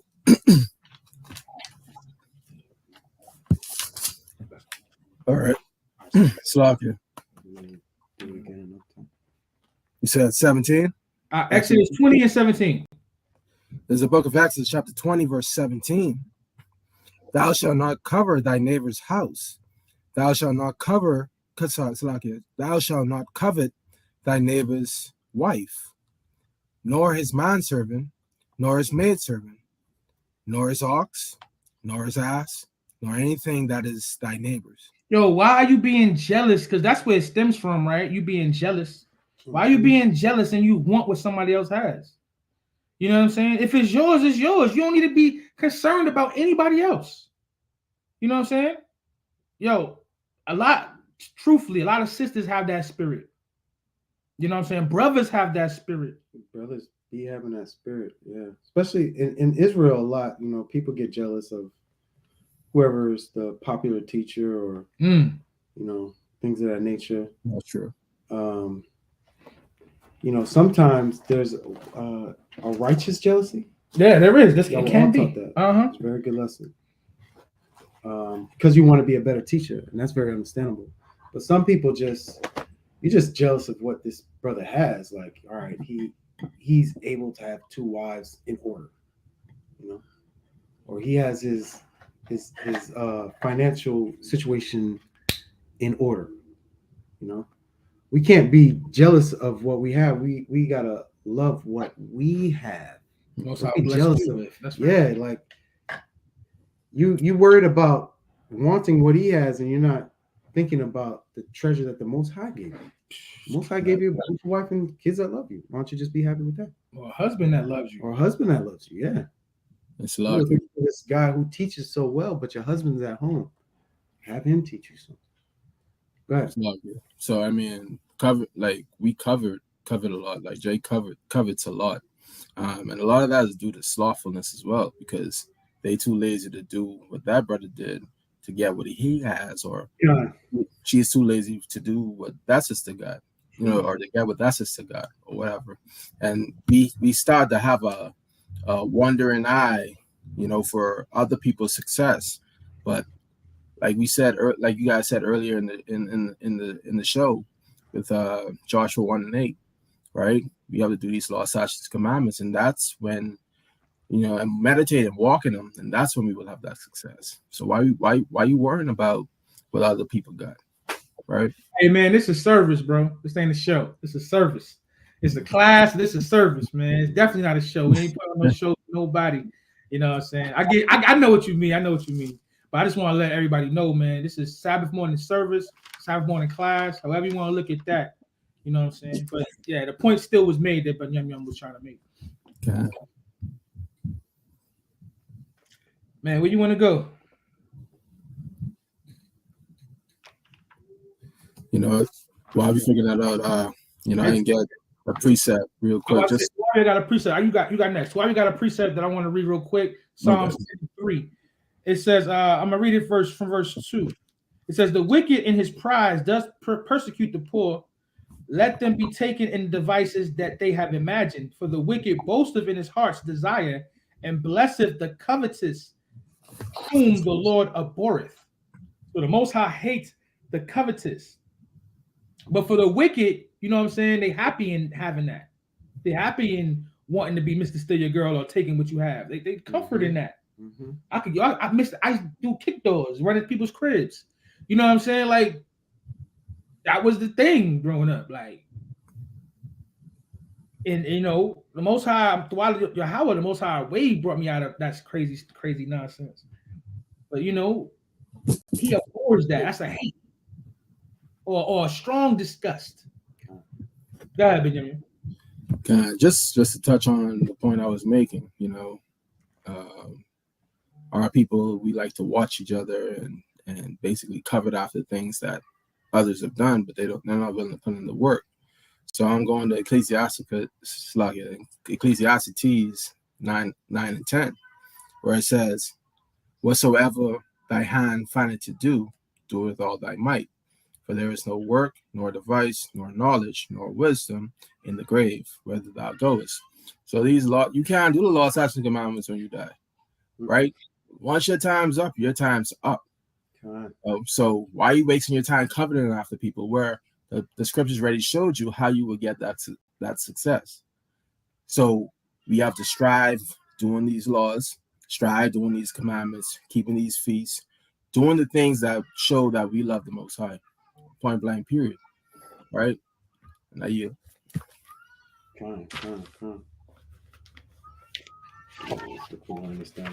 Hey, Benjamin, you can give me Deuteronomy 12 and 13 and Romans 2 and 12. Amos 5 and 24. Ecclesiastes 12 and 13. Wow, you just calling them out. Amos 5 and 24, you want? Mm-hmm. You said Deuteronomy 12 and 13, Edwin? Sir. Yes, sir. Okay. Edwin. It's the book of Deuteronomy, chapter 12, verse 13. Take heed to thyself that thou offer not thy burnt offerings in every place that thou seest. Wait, what? What are you reading? Oh, Slakia. I read above. My fault. No, that's Deuteronomy 12 and 13. Isn't that what you asked for? I did. I wrote down the wrong thing. Slakia. Just give me Romans. 10 and 12, you wanted? 10 and 12. 10 and 12. Oh, 10 and 12. Yeah. Because I'm looking like, that sounds like 10 and 12. That's all right. This is the book of Deuteronomy, chapter 10, verse 12. And now, Israel, what doth what doth Yahweh thy power require of thee? You sure this is right? Keep reading. What does the Lord thy God require of thee? What does he require of us, Israel? But to fear Yahweh thy power, to walk in all his ways, and to love him, and to serve Yahweh thy power with all thy heart and with all thy soul, to keep the commandments of Yahweh and his statutes, which I command thee this day for thy good.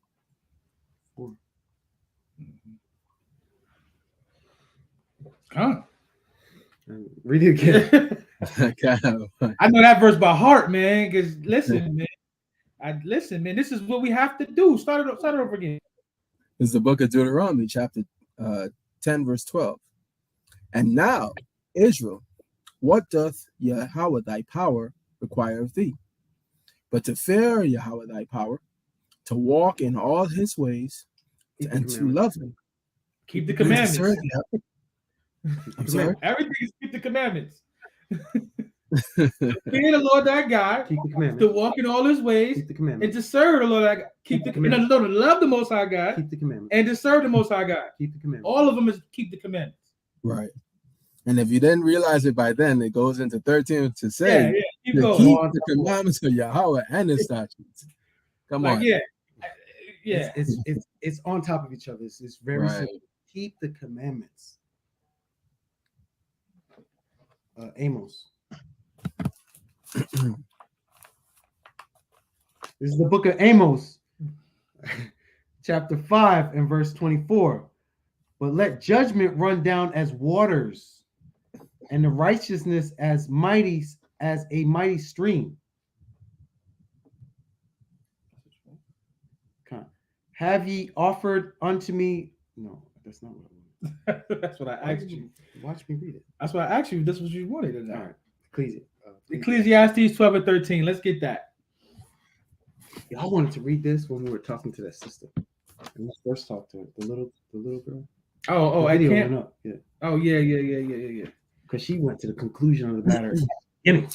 I thought that was awesome.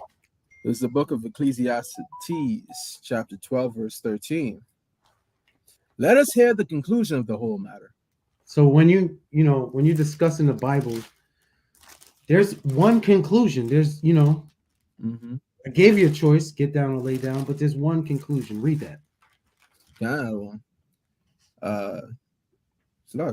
Okay. Fear God. Keep the commandments. And keep his commandments. Keep the commandments. Yeah, straight up. For this is the whole duty of man. To do what? Keep the commandments. That's it. It's very simple. Keep the commandments, you will win. Keep the commandments, you will live. Don't keep the commandments, you will lose. Don't keep the commandments, you will die. No. It's not hard. It's very practical. Winners, losers. What do you want? Ain't no in between. There is no in between. The Most High doesn't even like lukewarm. Like, I don't even know. Why you? See, that's what people do though. Out of one, they like to sit in the middle just to see what happens. So if it's looking good over here, I'm gonna just shift over here. But if it's looking good over here, I'm gonna shift there too. Most I ain't dealing with that. That's right. Because early, that's too late.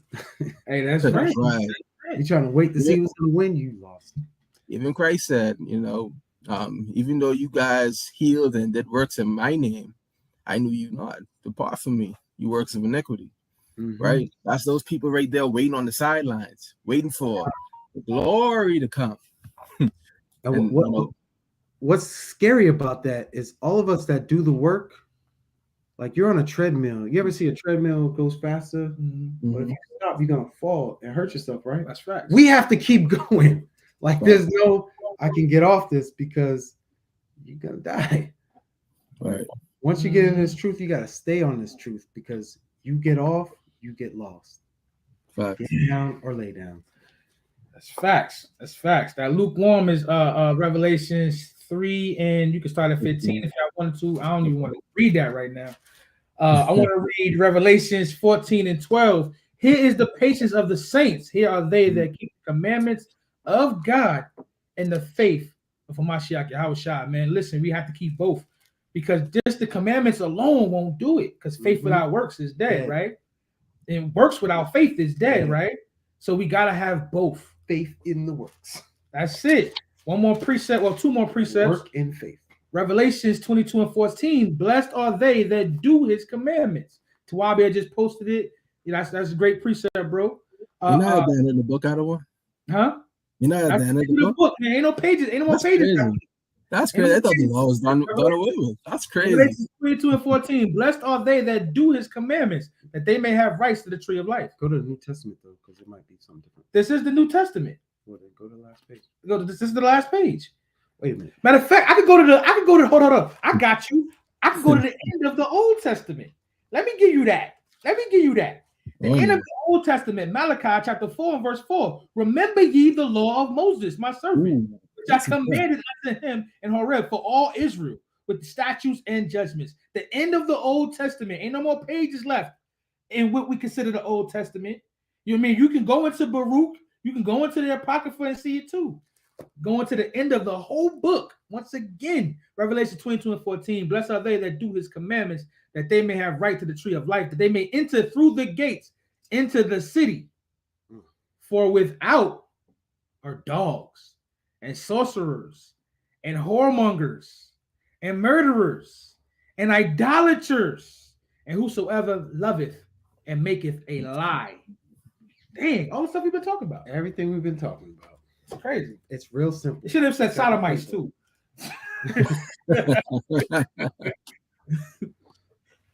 Hey, with that, man, you got anything else? Hey, with that, man, I enjoyed this lesson. I really have, man. I enjoyed. We way over time, but it seemed like we was all moving in the spirit, man. It's lucky. I'm not used to this, so I didn't know I was going over time. I really plan on doing only 45 minutes. You can't do that with me, bro. You can't do that with me. You gotta at least prepare for 2 hours. At least. I'm gonna tell myself. This is my whole lesson. I don't know if you can't see that. You ain't gotta show my whole lesson. I got a little bit on the other side. This man got 100 precepts. Nah. So I love teaching with him. Hey, get Daniel 7 and 18, man. Hey, all praise to the Most High. The water to everybody who's been in the chat, dropping precepts. The water to all those who just been watching. Hey, the brother, y'all was trying to come back in here real quick. Hey, this brother always eating, man. Somebody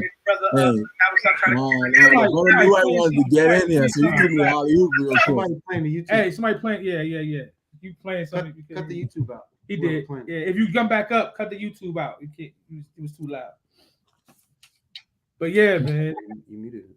Nah, he muted himself because of that YouTube was loud. Unmute yourself. You want to say something, y'all? Khan, I just want to say mighty lesson. Shalom, Shabbat to everybody out there. That's all I want to say. Hey, be safe. If you go to camp, be safe. If not, bro, I hope you feel better, man. Khan, that's why I tried to eat me a piece of this mango to see if I was going to be able to make it. You had a piece of chicken, man. I seen you. Not lie, it was mango. You had some chicken over there, man. Nah, hey, I'm from the Caribbean, so you got to eat that mango skin too, man. The mango. I'm about to eat some mango too, man. It's a good Sabbath meal right there. Some mango and some little Smarties, those little oranges I like. Hey, this might be a little premature, but we trying to come out to Chicago in the summertime. I ain't coming out there in the winter. I'm gonna get I'll be there. Slide. You can't go out. We ain't coming to no doggone Chicago. I don't know why he's speaking French. Talking about we. Who's we? We not coming to Chicago. I am not coming to Chicago. Hey, listen, we're gonna stand bold as a lion, man. I ain't scared. We can pull up. As long as he paying for it. As long as it's not in the wintertime. I ain't coming up there. We coming to 63rd. Hey, man. Wherever y'all want to go, we gonna go. Okay. Come. I can't fly though. We might have to drive. I ain't driving to Chicago. I can't fly with the things I carry with me. So we they don't understand that drive, man. I can't fly with my swords, man. All my swords I carry. That's a drive right there, though. Yo, Shaquat said I ain't trying to get shot wearing purple. That's crazy. Wow, really, bro. That's crazy. That's crazy, man. And the Most High is not giving us a spirit of fear, brother. That's right. You gotta remember that. Stand bold as a lion, brother. Hey, Weezy Weez, all praise to the Most High. All praises. Make sure all praise to the channel. All praises. Hey, man. Once again, man, Tawada to everybody who's participated in this class. Hey, all praise to the Most High. But let's give it up for the Most High, man. Let's give it up for a spirit, man. Hey, Judah, where your sound effects at, man? He gonna back out, man. Come on, man. Give it up to the Most High, man. Let me hear some sound effects. There we go. All praises to the Most High, man. Tawada Yahweh shot. Hey, man, let's get that Daniel 7:18, man. And I hope everybody enjoy y'all rest of y'all Sabbath day. You know what I'm saying? God. This is the book of Daniel, chapter 7, verse 18. But the saints of the Most High shall take the kingdom. Now we're gonna wait for the kingdom to come to us. Shall take the kingdom. We're gonna take the kingdom by keeping these commandments and having faith in Christ. We're gonna take the kingdom by correcting each other and changing when we're going off. We're gonna take the kingdom by picking ourselves back up and remembering ourselves once again as real kings and priests of this earth, man. We're gonna take the kingdom by all of that, man. Read it again one more time. God. But the saints of the Most High shall take the kingdom and possess the kingdom forever, even forever and ever. Man. Hey, man, this has been Sabbath Morning Brew, Anointed House of Saints. Please subscribe if you haven't. Share this video. I had a great time today, man. We're gonna continue to have it for as long as we continue to do these classes, man. We're gonna continue to do it. Hey, shalom. Shalom. This is not a test.